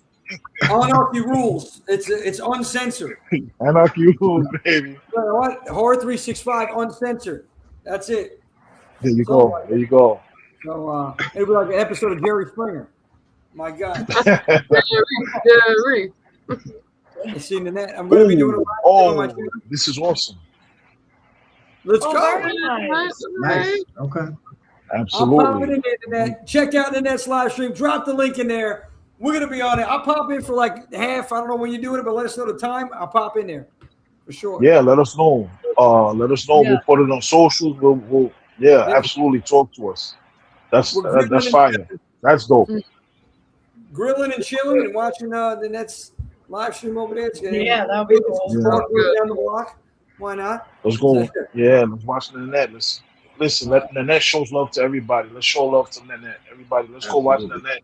Let's hang out with her on Independence Day. Whether you're at the grill, whether you're getting grilled outside, because over here it's going to be 105 degrees or some nonsense like that. Whether you're grilled outside or whether you're in the pool, let's just come out and show up. Thank you, Tony. That's it. Good stuff. So we're going to wrap it up here. Sean, any last words? Sean, Sammy, Paige, Swift. Any last words before we sign out? You guys I love you all. Yes. Same here, guys. This was an amazing conversation. I really appreciated it. Loved it. Much love, everybody. Safe and happy 4th of July. Sean, what you got? Watch Uncle Sam on Tubi tonight. I'm about to. I really am. Go watch Uncle Sam. It's free. It's free. Go watch Uncle Sam. Let us know what you Everybody think watch about it. Pin. Don't forget about the movie Pin. Yes, Pin, Yeah. Uncle Sam, Pontypool, Q. Oh, yeah, Pontypool. Yes, Watch these are movies you got to write down. Check them out if you haven't seen it.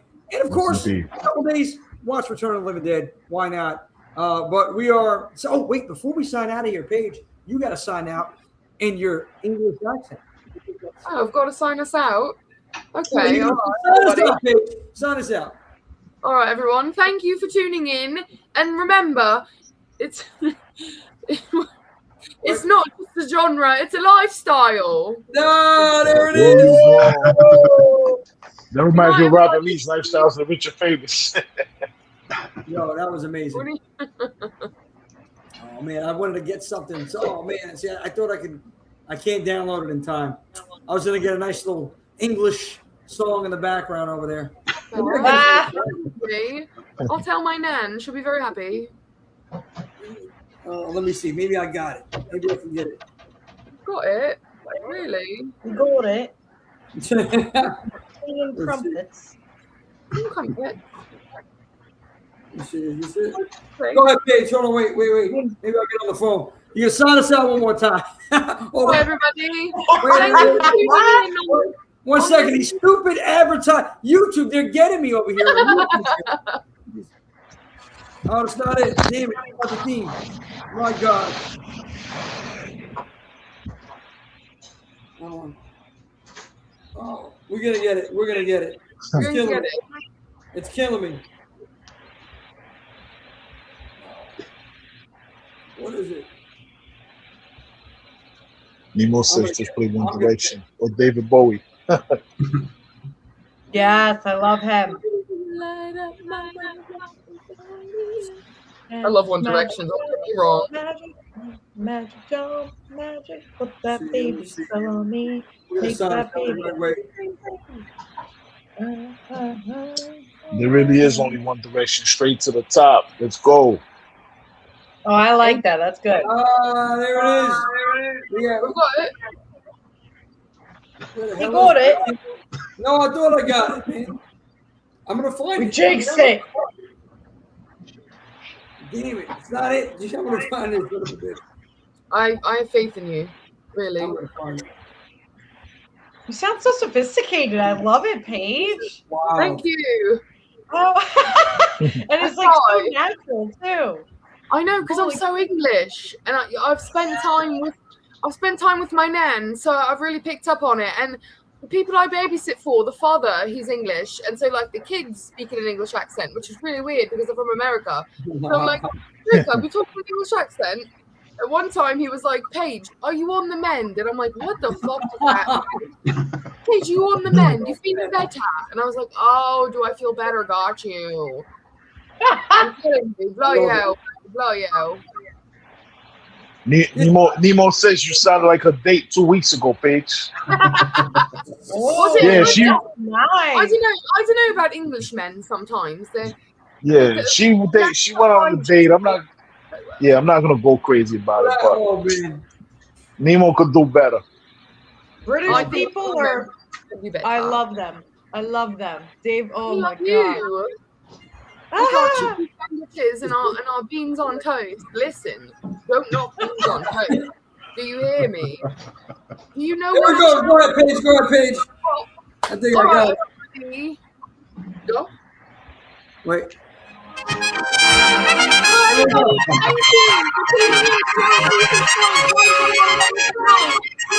it's not just a genre, it's a lifestyle. Oh, I love it. Yay. See, there it is. Oh, man, good stuff, Paige. Thank you for signing us out. Like she said, we're signing. It's the American team.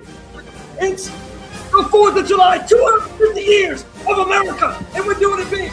Fireworks, Return of the Living Dead, and Uncle Sam, because Uncle Sam wants you dead. We're gonna see you next Wednesday on Horror 365. I'll see you soon.